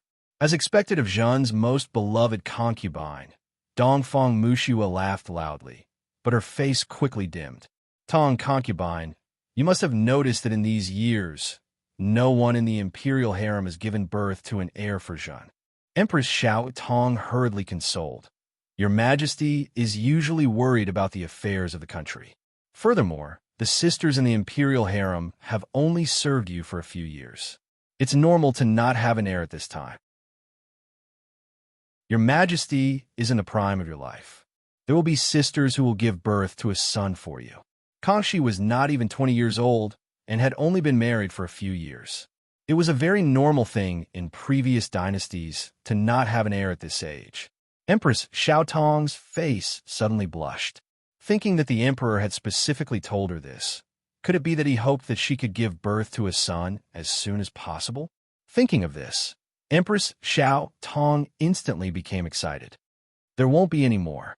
Dongfang Muxue suddenly sighed heavily. Helplessness, anger, and a series of emotions appeared on her face. Song Qing-shu, who was standing at the side, was dumbstruck. Why were all the women he knew Oscar-level actresses? Why? Empress Xiao Tong's expression changed slightly as she instinctively asked. Beloved concubine should know that Bao Prince Hong Li has been eyeing Zhen's throne covetously. Dongfang Muxue looked at her thoughtfully. I know. Empress Xiao Tong's face gradually paled. Only then did she realize that she seemed to have heard a secret that she shouldn't have. That traitor Hong Li has always schemed to usurp Zhen's throne and try to harm Zhen time and time again. Although most of his schemes failed, he succeeded in one. Dongfang Muxue gritted her teeth. Zhen was poisoned by a strange poison. Although it won't endanger Zhen's life, Zhen will not be able to have an heir. Empress Xiao Tong covered her mouth with her hand and couldn't help but exclaim. Dongfang Muxue glanced at her. You know about Hong Li's sudden death? That was just an excuse to the outside world. In reality, Zhen was the one who did it. Empress Xiao Tong was already numb to such shocking secrets being revealed one after another. Dongfang Muxue continued. Unfortunately, Hong Li's influence was too great. In order to prevent chaos in the Qing dynasty, Zhen could only pretend that he died of illness. At the same time, Zhen had to preserve his title of nobility. Zhen had no reason to touch his sons. But this created a huge problem. If I don't have an heir, I can only choose Bei Lei from the various royal clans to be the crown prince. Since Hong Li's lineage has the highest priority in succession, the future crown prince will definitely be one of his sons. How can my empire be passed down to his son? That traitor Hong Li will probably wake up laughing in the netherworld. Empress Xiao Tong's face turned pale. Her entire body trembled as if she would fall to the ground at any time. Your Majesty, there are countless imperial physicians in the palace. Moreover, there is no lack of divine physicians in the world. Perhaps they can cure that strange poison. Dongfang Muxue suddenly turned around and stared at her. Do you think that I haven't tried? Empress Xiao Tong's heart trembled. She hurriedly knelt on the ground. Your concubine spoke indiscriminately. Please forgive me, Your Majesty. Seeing that Kangxi remained silent, Empress Xiao Tong suddenly had an idea. Didn't Your Majesty say that I can help? How can I help Your Majesty? Give birth to a son for me. Dongfang Muxue's eyes were red as she stared at her. To be able to give birth to a son for Your Majesty, I am naturally willing. But now, Empress Xiao Tong glanced at Dongfang Muxue and did not dare to finish her sentence. I naturally have a way for you to give birth to a son. Are you willing? Dongfang Muxue stared at her fiercely. Your concubine is willing. Empress Xiao Tong hurriedly nodded. She understood that if she dared to say no today, even if she was the emperor's most beloved imperial concubine, she would not be able to see the sun tomorrow. However, she was still puzzled. Wasn't the emperor infertile? How could she give birth to a son? Empress Xiao Tong suddenly thought of something. She abruptly turned around and glanced at Song Qing-shu, who had been standing at the side. Why would the emperor say such a secret in front of this person? Could it be? It seems that you understand. Dongfang Muxue sighed.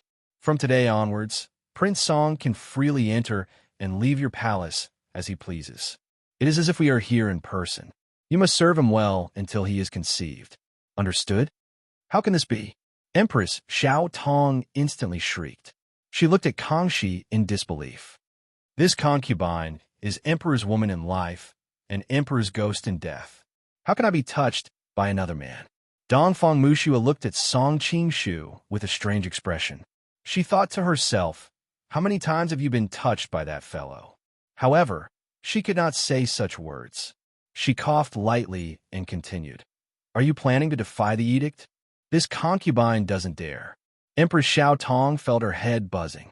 Everything that had happened today was too unbelievable. Furthermore, Kangshi's request was too absurd. She did not know what to do. Zhen also knows that this is very difficult, but Zhen has no other choice. Dongfang Muxue changed her previous dignified demeanor and comforted gently. You can be at ease. Zhen will not neglect you because of this matter. You will still be Zhen's most favored concubine. Also, Zhen can swear that once you give birth to a son, Zhen will make him the crown prince. In the future, you will be the empress and empress dowager. Your son will inherit Zhen's vast lands. This concubine, Empress Xiao Tong could no longer think normally. She could only vaguely make out the words crown prince, empress, and empress dowager. Her heart was moved in that instant, but the education she had received since young made her somewhat resistant. She was a noble Gui Fei, but the other was a lowly Han. Her noble and pure body could only be doted on by the emperor alone. How could she allow another man to sully her? Are you not willing? Dongfang Muxue suddenly snorted heavily. It was as if a heavy hammer had struck Xiao Tong's back. Empress Xiao Tong suddenly came to her senses. She already understood that she had no other choice. After hearing so many secrets, if she did not agree, the only ending that awaited her was to be silenced. This concubine is willing. Empress Xiao Tong clenched her teeth so hard that her lips were almost bleeding. Dongfang Muxue could not help but glance at Song Qingshu. She transmitted her voice to him. I didn't expect her to be such a chaste woman. I really want to see how she will react when she finds out that her body has already been played with by us countless times. Song Qingshu's eyebrows twitched. He hurriedly replied, Don't do anything rash. Don't worry. Dongfang Muxue smiled at him and helped Empress Xiao Tong up. Beloved, Prince Song's identity is special. He can't always stay by your side. So every time he appears, you have to serve him wholeheartedly and strive to get pregnant as soon as possible. Do you understand? This concubine understands. Empress Xiao Tong lowered her head. 2 streams of tears rolled down her cheeks uncontrollably. You don't have to be too nervous. Prince Song is our most trusted person. Just treat him as us. Dongfang Muxue took Empress Xiao Tong's hand and handed it over to Song Qingshu. Get to know each other well today. Yes. Empress Xiao Tong's voice was filled with endless misery. We still have matters to attend to. We won't disturb you anymore. Dongfang Muxue walked out. When she passed by Song Qingshu, she reminded him with a strange expression, Concubine Tong's body is weak. You have to take care of her later.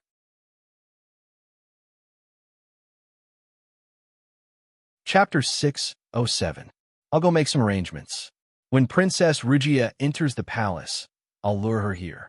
You take care of Empress Xiao Tong as soon as possible. Dongfang Muxue used secret voice sending to leave. Song Qingshu could only reply with a bitter smile. Empress Xiao Tong's heart tightened as she watched Kangxi leave. She stood there with her head lowered and unconsciously twisted the corner of her clothes. What should I do? Do I really have to do it with him? But the emperor has already given his decree. How can I refuse? I'm the imperial concubine of the great Qing, but I'm going to be tainted by a Han. Why is my life so bitter? Song Qingshu looked at her with great interest. Seeing the tears in her eyes, he couldn't help but feel a little warm inside. In the past, he only treated her as a plaything. He didn't expect her to have such a lovely side to her. Previously, Song Qingshu often used the identity of Kangxi to pamper Empress Xiao Tong. Normally, he wouldn't have such a big reaction. But after Dongfang Muxue's actions, he could actually stand in front of Empress Xiao Tong with his original identity. Song Qingshu recalled that when he was still a guard in the palace, he had to bow respectfully to Empress Xiao Tong every time he saw her. Now that the woman who used to be high above was within his reach, he couldn't help but be moved by the contrast of their identities. This is too evil. How can Dongfang Muxue be so evil? Song Qingshu couldn't help but sigh. Dongfang Mushua's methods were much better than his. With just a few words, she created such a classic role-playing scene. How could he let her down? Song Qingshu greets concubine Tong. Song Qingshu seemed to have returned to the days when he was a servant. He respectfully bowed behind Xiao Tong. Dispense with the formalities. Rise. It was supposed to be a normal reply, but Empress Xiao Tong felt that it was indescribably strange. She was slightly annoyed. You know our awkward relationship now, but you still came to bow to me.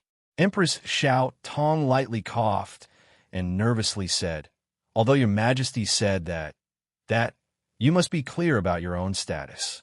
You are only a servant and cannot have any improper thoughts about me. Song Qingshu instantly laughed involuntarily. Up till now, Empress Xiao Tong was still deceiving herself. He immediately took a step forward and leaned on Empress Xiao Tong. Whether it's a servant or a master, I don't care what Nyang Yang thinks. Nyang Yang only needs to understand that I am a man. How dare you? Empress Xiao Tong's breathing quickened. How dare you say such nonsense in front of me? Xiao Tong's face was filled with anger, but her voice was still as gentle as ever, destroying the imposing manner that she had gathered with great difficulty. I think the bold one should be Nyang Yang. Song Qingshu looked at her, unmoved. Nyang Yang, could it be that you've forgotten what I've come to do? You want to defy the imperial edict so quickly? I am not. Empress Xiao Tong could not resist his invasive gaze and instinctively took a step back, her chest rising and falling rapidly. It's just that Ben Gong is not ready yet. What does Nyang Yang need to prepare? Song Qingshu laughed brightly. Leave everything to this lowly servant to serve Nyang Yang. The only preparation Nyang Yang needs is to enjoy. How dare you? Do not speak such frivolous words in front of Ben Gong.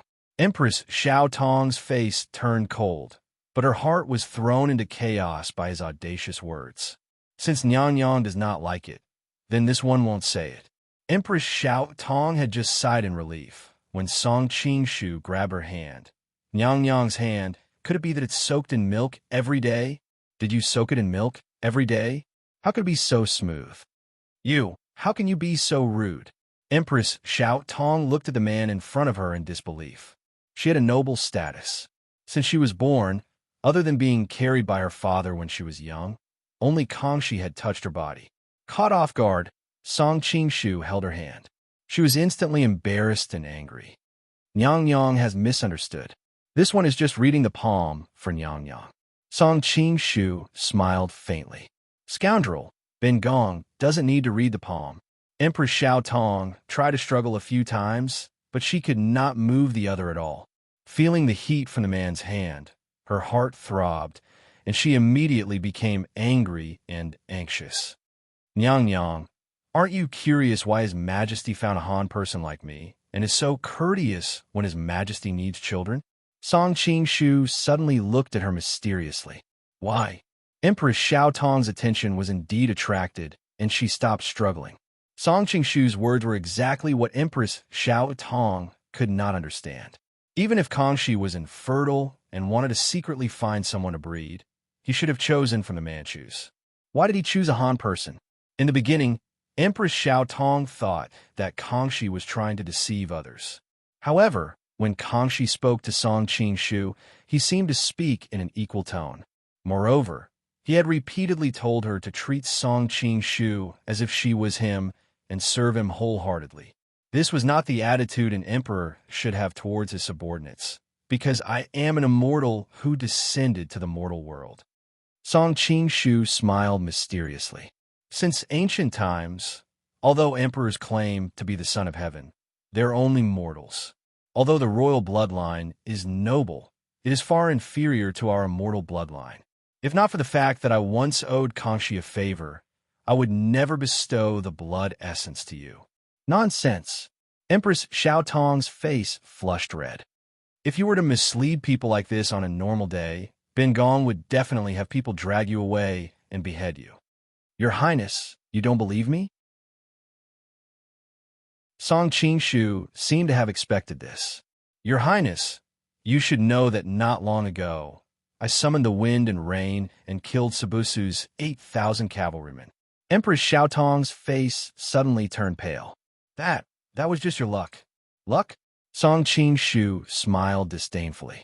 Since ancient times, can you find a second person with such luck? This. Empress Xiaotong was instantly speechless. She had read many books, but after thinking about it, she could not find a second successful example like this. All right, then let's talk about something that doesn't rely on luck. After Song Qingshu finished speaking, he sized up Empress Xiaotong. Empress Xiaotong felt that his gaze was particularly sharp. He stared at her as if she was naked. She could not help but ask angrily, "What are you looking at?" "I'm an immortal, so I naturally have some immortal abilities. For example," Song Qingshu deliberately paused before continuing. "For example, X-ray vision." X-ray vision? Empress Xiaotong was shocked. She subconsciously crossed her arms in front of her chest. However, she quickly realized that Yangming was definitely bluffing. There were no immortals in this world. With that thought, Empress Xiaotong immediately felt relieved. She snorted coldly. "Then tell me, what can you see? If I really say it, won't you blame me, Your Highness?" Song Qingshu said playfully. Empress Xiaotong could not help but feel guilty. However, her rationality told her that it was impossible, so she gritted her teeth and said, "All right, as long as you're right, I won't blame you. However, if you're wrong, I'll definitely report to His Majesty and sentence you, a shameless swindler, to death. Is there a faint red mole below your left breast, Your Highness?" Empress Xiaotong's face instantly turned pale when she heard Song Qingshu's words. "Your Highness's waist, Your Highness's knees." Song Qingshu listed out the characteristics of Empress Xiaotong's body one by one. Empress Xiaotong immediately felt as if she had fallen into an ice cellar. These were all her most sensitive parts. Even her personal palace maids might not know about them. Could this man really be an immortal? Empress Xiaotong suddenly came to a realization. She screamed and clamped her legs together. "Turn your head. Don't look anymore." Song Qingshu walked over and hugged her in his arms. He said gently, "Your Highness, why are you so resistant? His Majesty has already bestowed you to me. We should be in harmony." Empress Xiaotong's body instantly trembled. "Nonsense. His Majesty did not bestow me to you. He only wanted me and you and you." She could not finish her sentence. "It's better that Your Highness knows." Song Qingshu whispered in her ear. "Moreover, I'm an immortal. It's not a disgrace to Your Highness. Why do you have to reject me? What immortal? You're clearly using some method that I don't know about to trick me." Empress Xiaotong was not stupid. After her initial shock, she quickly reacted. There were no immortals in this world. Song Qingshu could not help but be stunned. This little girl's reaction was fast. "Whether I'm an immortal or not, that's not something Your Highness should be concerned about." Song Qingshu smiled faintly. "Your Highness should be concerned about getting pregnant as soon as possible. His Majesty does not have much patience. If you can't get pregnant, and His Majesty thinks it's my problem, then he'll just find another man to accompany Your Highness. But if His Majesty thinks it's Your Highness's problem, and he want me to find another concubine, do you think you'll be able to live?" Empress Xiaotong's face instantly paled. Whether it was another man or she being silenced, she could not accept it. Thinking about it now, it seemed that getting pregnant with the man in front of her as soon as possible was the best outcome. Empress Xiaotong stole a glance at Song Qingshu and thought to herself, although he's a Han, he's extraordinarily handsome, and with his reputation these years, he can indeed be considered a hero. It's not unacceptable for my child to have such a father. If it's really as he said, and His Majesty gets a disgusting man in the future, then it'll be even worse. Seeing Empress Xiaotong's head lowered in silence, Song Qingshu knew that she had been persuaded. However, it was probably impossible for her to admit it. He could not help but laugh loudly. "Since Your Highness is not saying anything, then this one will take it that Your Highness has agreed." With that said, he grabbed Xiaotong's legs and carried her to the bedside. Empress Xiaotong's body trembled. Her hands tightly gripped her clothes, but she did not refuse in the end. When the man pressed down on her, Empress Xiao Tong turned her face to the side. Two streams of tears fell onto the brocade blanket. She pressed her lips together and said in a trembling voice, "You are not allowed to tell a third person about what happened today. Heaven knows, earth knows, you know, and I know." Song Qingshu softly said in her ear, "But His Majesty also knows." Empress Xiao Tong silently added in her heart. After an unknown amount of time, an exclamation suddenly came from outside the door. "You, what are you doing?"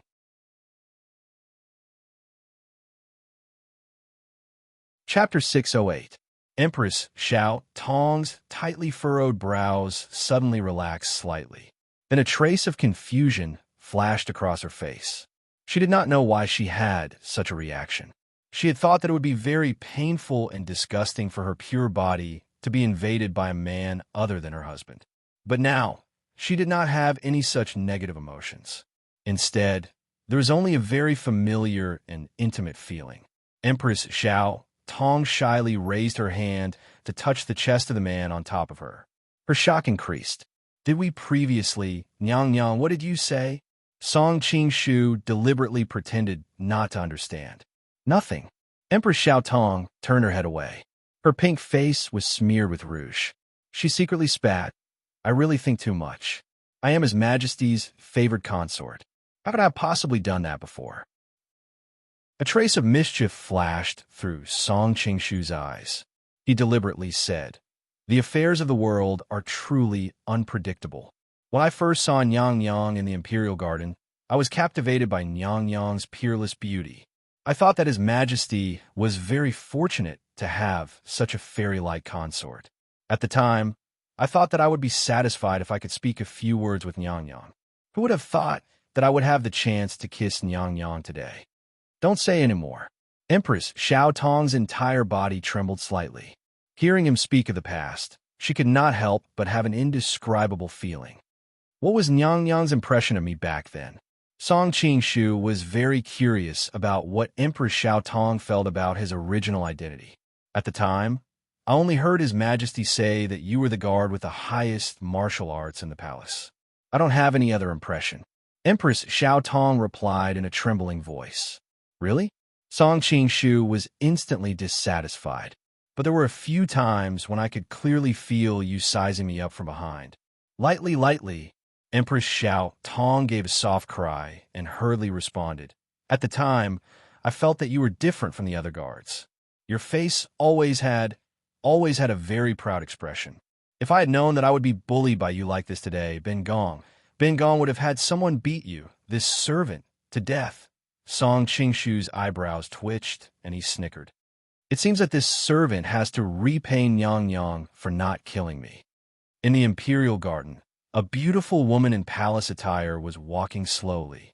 She was in her 20s, but she was dressed like a young married woman. The style of her clothing was clearly different from the other concubines in the imperial harem. Even though she had a worried expression, it did not diminish her beauty. The beautiful lady in palace attire was the daughter of Prince Savan, Yulu.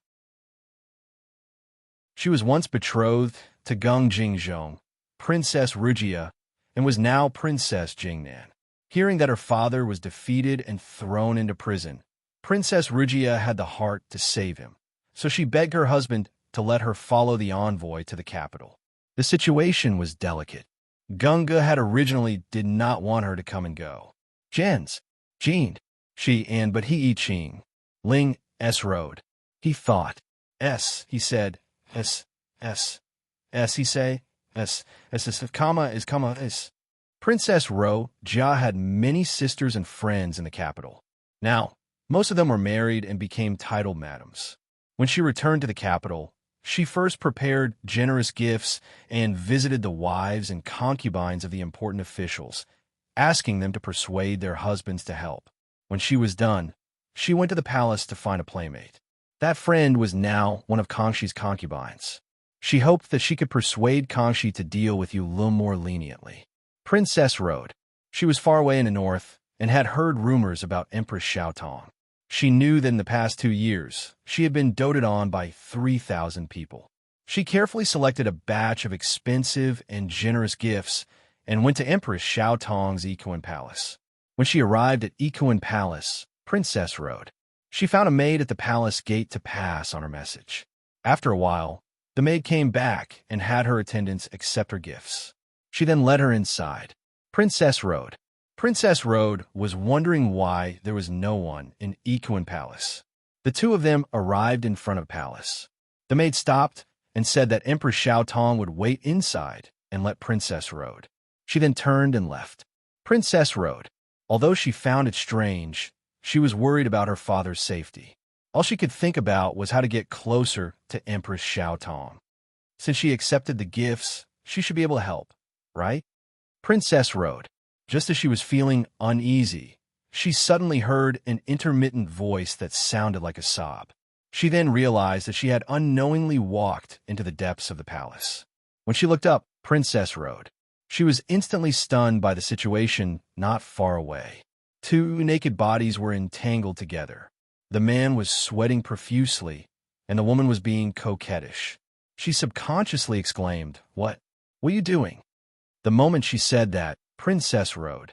She had often heard of shady things happening in the palace, but she didn't expect to run into them. She had originally thought that it was just a palace maid or eunuch fooling around here.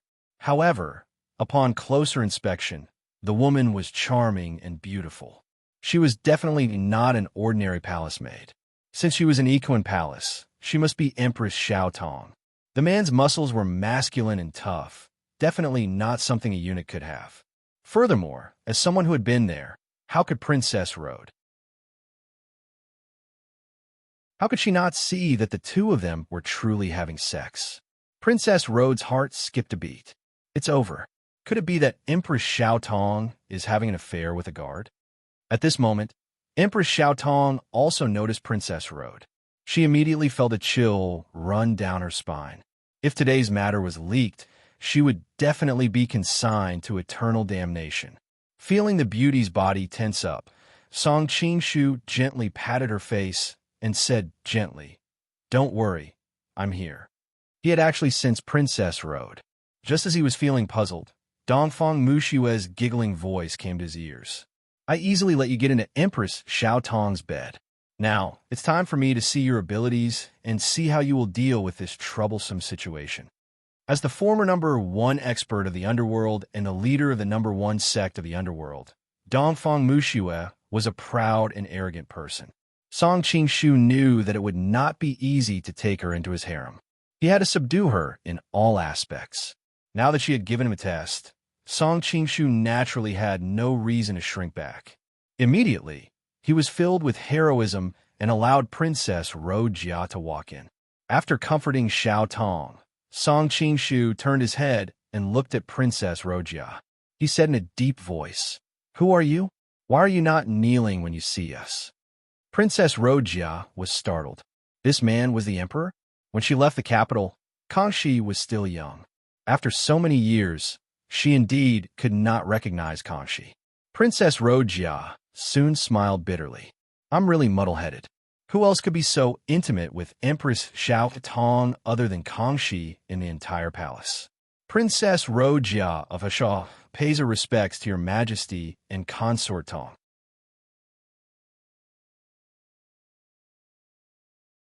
Chapter 609. Princess Rojia's face immediately turned red.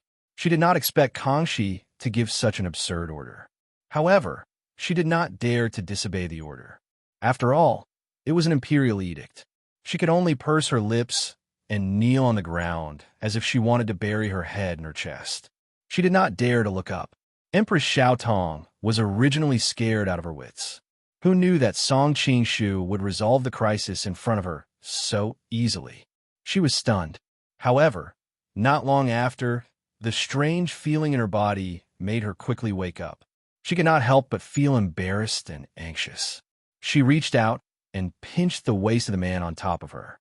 "Why are you still messing around at a time like this?" Song Qingshu leaned over to her ear and blew gently.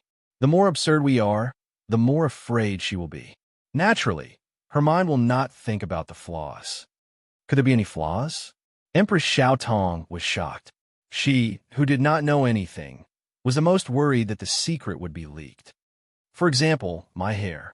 Although she has never seen Kangxi, she can clearly tell the difference between a Han and a Manchurian's hair. Song Qingshu seemed to be talking about something unrelated. He did not reveal any worry at all. Empress Xiao Tong was half dead. She hurriedly glanced at Princess Rojia in the distance. Seeing that she kept her head lowered, she let out a sigh of relief. She glared at Song Qingshu. Then why did you leave her here? If I chase her out directly, she will definitely recall the inappropriate details when she calms down. It's better to leave her here and let her be frightened while still being under my control. Song Qingshu's fingers slid across Empress Xiao Tong's face. Relax. You don't look like you're serving the Emperor. Be careful not to arouse her suspicion. This was what Empress Xiao Tong was most afraid of. She gritted her teeth and took the initiative to cooperate. Her waist moved slightly, and a sweet moan came from her throat. Princess Rojia, who was kneeling on the ground, blushed and spat inwardly. Bah! No wonder Empress Xiao Tong is so fond of the harem. She's indeed a little demoness who can charm people to death. At the same time, she started to panic. According to the rumors, Kangxi cared about his image the most. Now that I've seen such an absurd scene, will he kill me to silence me? No, it shouldn't be. I'm not a lowly palace maid. I can't get rid of her silently. I'm the dignified Princess Jingnian after all. But now, how is he going to end this situation? Princess Ro Jiao wanted to cry, but no tears came out. She thought to herself that she had come to plead for her father. But before she could even speak, she had stirred up trouble. Princess Ro Jia suddenly froze. She recalled that at the entrance of Yi Kuan Palace, no one seemed to have told her that the emperor was here, and that palace maid had directly brought her here. Her expression instantly became unsightly. Growing up in a noble family, how could she not understand the treacherous methods of the harem? She thought to herself, could it be that someone framed Consort Tong and she was innocently dragged in? But no matter how hard she racked her brains, she couldn't think of who was stirring up trouble behind the scenes. Often, when a name popped up in her mind, it was quickly eliminated by her. All kinds of charming voices continuously entered her ears. Princess Rojia only felt a wave of heat emerge from the depths of her body. She couldn't help but secretly complain. How is the Emperor's stamina so good? It's been so long, but there are no signs of stopping. Princess Jingnan, what are you entering the palace for? Hearing Kangxi's question, Princess Rojia finally let out a sigh of relief. She hurriedly replied, Rojia brought some specialties from the north to the capital this time. I wanted to enter the palace to give some to the Empress Dowager, Empress, and the various imperial consorts. She didn't dare to tell the truth. She knew that the effect of begging Kangxi was definitely not as good as using the imperial consorts to give him pillow talk. In order to save her father, she could only answer like this. Specialties? Song Qingshu glanced at her with a smile that wasn't a smile. What specialties do you have? Tell Jean about them. There are many specialties from the north, but the most valuable are ginseng, deer antler, and mink fur. This time in Shangjing, I specially collected a lot to give to the various imperial consorts. Princess Rojia's expression was extremely strange, because when Kangxi was asking her, his movements didn't stop at all. Xiao Tong's throat emitted a sweet and bone-biting sound. Although these three are valuable, in Zhen's opinion, they aren't the most valuable specialties from the north. Song Qingshu's tone became somewhat strange. Princess Rojia's expression froze, and she quickly panicked. Emperor, please clarify. As long as it's something from the north, Rojia will definitely think of a way to obtain it and give it to Emperor. Listening to Kangxi's words, it seemed that he was blaming her for secretly hiding the most precious treasures and taking some inferior things to fool the imperial consorts in the palace. If she wasn't careful, this would be a great crime of deceiving the monarch. How could Princess Rojia not panic? Is that so? Song Qingshu stared at her with a faint smile. Zhen is afraid that King Jingnan will be reluctant to part with it. Princess Rojia was shocked. She knew that her husband, Gung Jingzhong, had always had thoughts of not being a subject. Was Kangxi hinting at something by saying this? Emperor must be joking. Under the heavens, all land belongs to the king, and all those who lead the land are the subjects of the king. All of the glory of our family was bestowed by Emperor. How could Jingzhong be reluctant to part with it? Princess Rojia thought to herself. Right now, her father had not been rescued, and she had not found out the truth of the court. Jingzhong could only temporarily conceal his strength and bide his time, maintaining a respectful appearance. In a moment, no matter what Kangxi asked for, she would agree on Jingzhong's behalf. Song Qingshu looked Princess Rojia up and down and couldn't help praising. Wang Fei has a beautiful appearance and an elegant temperament. Isn't such a beauty much more valuable than deer antler, ginseng, or mink fur? Princess Rojia was instantly dumbfounded. She never would have thought that Kangxi would say such frivolous words. After she reacted, she couldn't help but become angry. She took a deep breath and coldly responded, "Emperor, please conduct yourself with dignity." Song Qingshu withdrew from Empress Xiao Tong's body and casually pulled a thin blanket over himself. Zhen is very clear about the purpose of Wang Fei's trip. There are no outsiders here, so Zhen will not beat around the bush. As to how to deal with you, Lu, it is just a matter of Zhen saying a word. This will depend on Wang Fei's choice. When these words came out, the first person to be shocked was Empress Xiao Tong. She didn't expect that Song Qingshu would be so daring as to have ideas about Princess Rojia. The other was now the Grand Jingnan Wang Fei and had great implications. If she was humiliated by a man in the palace and forced King Jingnan to rebel, who would bear the consequences? At that time, if Song Qingshu left and Kangxi came back, wouldn't he take his anger out on her? Are you crazy? Empress Xiao Tong ignored the exhaustion of her body and quietly pulled on Song Qingshu. Fortunately, she didn't want others to see through her, so she didn't dare to say it out loud.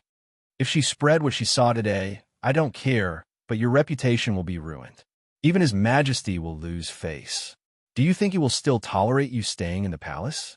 Song Qingshu smiled coldly and used secret voice sending to Empress Xiao Tong. Today, you can only protect your secret by dragging her down with you. After hearing his explanation, Empress Xiao Tong was immediately stunned. She was not stupid and quickly understood the pros and cons. If the three border defenses rebelled, the imperial court would naturally send people to suppress them. But if her matter was exposed, Kangxi would never admit that everything was her idea. At that time, no matter whether it was inside or outside the palace, no one would plead for her. That would really be a tragic death. Okay, I'll help you. Empress Xiao Tong bit her lip and squeezed out a few words in a low voice. Princess Rojia was completely confused. The meaning in Kangxi's words was so obvious. How could she not hear it? She couldn't help but exclaim, "I am His Majesty's elder sister." Song Qingshu smiled coldly and said, "Just a distant cousin separated by a few generations. Besides, so what if she's my biological sister? I am the ruler of a country. I can get any woman I want. But I'm already married." Princess Rojia hurriedly said, trying to dispel Kangxi's idea. "Women are more interesting.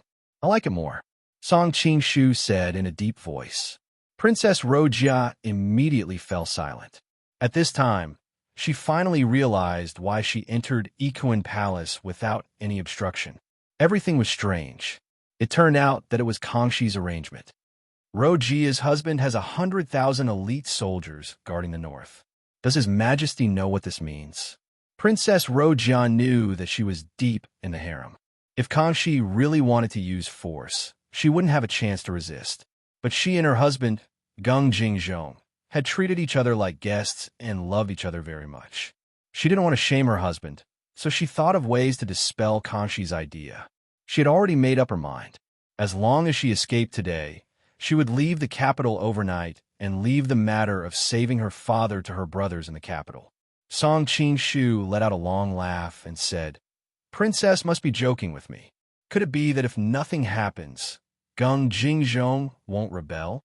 Seeing that Kangxi had exposed everything, Princess Rojia instantly fell silent. She didn't know how to respond. Should she argue that her husband didn't have any intention of rebelling? But who in the world didn't know that the 3 border defenses had been disloyal for a long time? Princess must have knelt for too long. Come and rest on the bed. Song Qingshu's tone changed, and he said softly. Princess Rojia glanced at the bed and thought, you two just finished being intimate, and now both of your clothes are disheveled. How can I send a sheep into the tiger's mouth? Just as she was about to open her mouth to refuse, she saw Kangxi stretch out his hand. It was as if she was grabbed by an invisible hand, and her whole body flew toward the bed. Princess Rojia was so scared that she subconsciously screamed.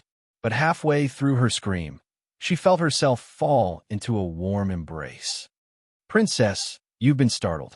Song Qingshu embraced Princess Rojia, and a trace of surprise flashed across his face. This Princess Jingnan's body was really well-rounded.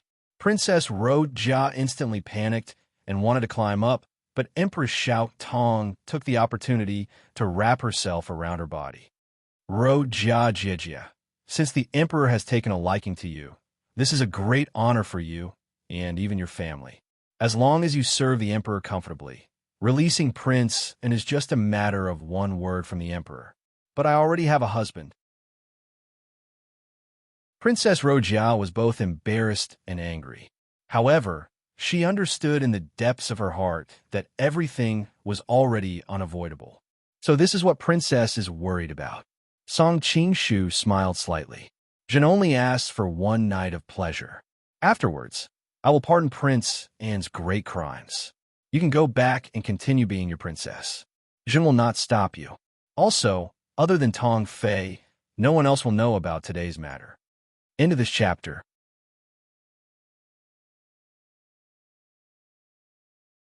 Chapter 610.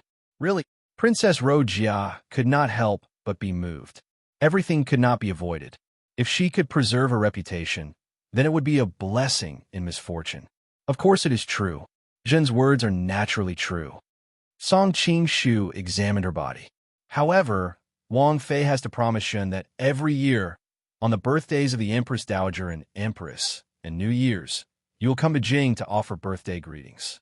Princess Rojia instantly understood Kangxi's meaning. If it was really as he said, then wouldn't she become his long-term lover? Thinking about how she would have to suffer 3 feet of humiliation every year, her entire body felt cold. However, right now, she was meat on the chopping block. She could only agree verbally. What she thought was that she would never return to Yanjing in this life. Her husband had 100,000 elite soldiers. Even if Kangxi was angry, he could not do anything. Then Jun will help Wang Fei undress. Song Qingshu's fingers caressed her face and gradually moved down, reaching into her clothes. Princess Rojia's body trembled. She could not help but turn her head away. Tears appeared in her eyes. Empress Xiao Tong felt that this scene was somewhat familiar. However, she had to drag the other down with her in order to be safe. Also, when she thought that Jingnan Wang Fei was about to suffer the same fate as her, an inexplicable joy appeared in the depths of her soul.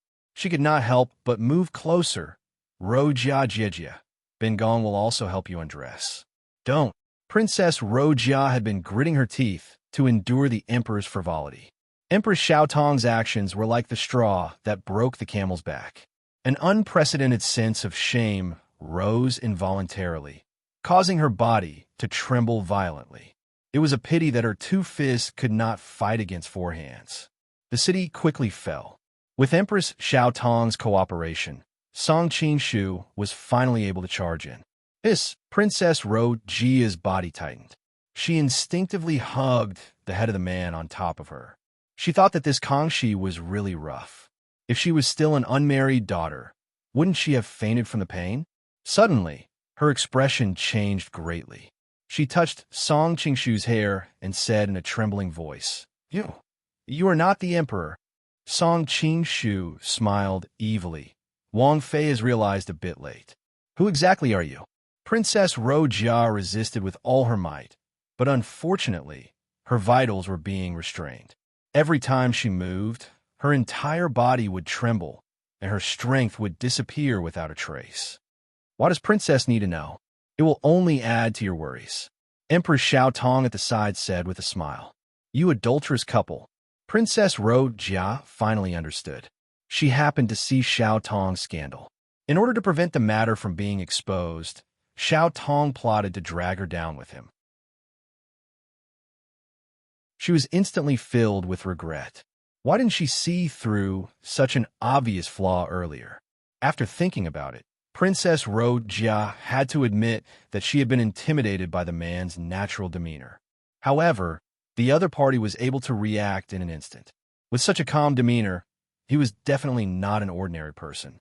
Tell me, who are you? Princess Ro Jia gave up resisting.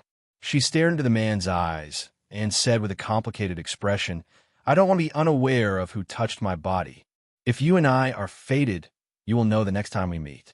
Song Qing-shu didn't want to complicate matters and felt that there was no need to tell the other party. The only thing you need to do now is to open up your body and mind and accept me wholeheartedly. Princess Ro Jia's face turned red, and she exclaimed in her heart, Is this person a tiger? In the palace of heavenly purity, Song Qing-shu and Dongfang Muxue stared at each other. Very soon, a faint smile appeared on Dongfang Muxue's face. How does Princess Jing'an taste? Song Qing-shu glared at her unhappily.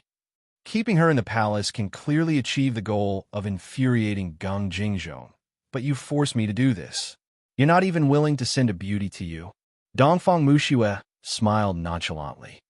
It's so boring deep in the palace. This lady has to find some fun. There are so many concubines in the 3 palaces and 6 courtyards. Is it not enough for you to find fun? Song Qing-shu glared at her fiercely. He thought that he really had to find a way to change her bad taste. Otherwise, he always felt that it was strange. Those concubines in the palace are all submissive when they see me. After playing with them for a long time, I get very tired of them. Princess Jingnan is more challenging. Dongfang Muxue beamed with joy. Especially after what you did today, if I dress up as Kangxi to pamper her, that scene will be very interesting. Song Qing-shu felt a chill and couldn't help but wave his hand. Do as you please. Perhaps in the eyes of ordinary people, a woman like Princess Jingnan was a beautiful, dignified, and noble fairy. But to the current Song Qing-shu, she was only a tool to achieve his goals. After using her, she wouldn't hold any special place in his heart. Where do you plan to go next? Stay with me to pacify the 3 border defenses? Although Dongfang Muxue was still smiling, her expression was clearly much more serious when it came to business. You alone are enough for the 3 border defenses. Song Qing-shu replied. I plan to go to Yangzhou and visit Jianghuai Admiralty Kashio. Last time, Song Qing-shu defeated the Qing court's army of 100,000 and took advantage of the situation to occupy most of Shandong. The Manchurian Qing's territory was cut off by the Golden Snake Camp. Huainan and Jiangsu immediately became enclaves. All the forces had their eyes on this fat piece of meat. If Song Qing-shu could recruit Li Kashio, his territory would instantly expand by half. At the same time, he would have tens of thousands of elite soldiers. That way, he would truly have the capital to fight for the world. Originally, if the Manchurian Qing didn't have the 2 spies, Dongfang Muxue and Song Qing-shu, their first priority would be to fight back against the Golden Snake Camp and reconnect with the Jianghuai region. However, the strange movements of the 3 border defenses, coupled with the 2s flirting with the wind and rain, forced the rebellion of the 3 border defenses to be brought forward. The Qing court had to face a dilemma. Should the 3 border defenses or the Golden Snake Camp first? Although the Jianghuai region of Shandong was more fertile, the Manchurian nobles still cared more about the land outside the pass where the Manchurian Qing flourished. That was the lifeline of the Jurchen race. Therefore, the plan to counterattack the Golden Snake Camp had to be temporarily put on hold. The Jianghuai region, which was further away, was beyond the reach of the Qing court. They could only let Admiral Li Kashio defend it. However, The situation was not as bad as the Qing court imagined. After all, Li Keqiu had tens of thousands of soldiers in the Green Camp. In a short period of time, Jianghuai would have no problem protecting itself. Moreover, Li Keqiu's family and clansmen were still in Yanjing as hostages. The Qing court was not afraid that Li Keqiu would have any disloyalty. However, the civil and military officials of the Qing court did not know that their emperor had become the biggest spy. With Song Qingshu and Dongfang Mushua's current ability in Yanjing, it would not be difficult for them to send Li Keqiu's family away. This was the biggest source of confidence for Song Qingshu to recruit Li Keqiu. In my opinion, Li Keqiu is not that easy to recruit. Dongfang Mushue frowned slightly. She was not optimistic about Song Qingshu's success. We still have to try. Even if we can't recruit him, we have to ensure that he will not fall into the arms of other forces. After all, as long as he is loyal to the Manchurian Qing on the surface, we still have the upper hand. Song Qingshu answered in a deep voice. End of this chapter. That you're tuning in to the Warrior Lore YouTube channel. Don't forget to subscribe and join us on this journey to catch the most captivating stories.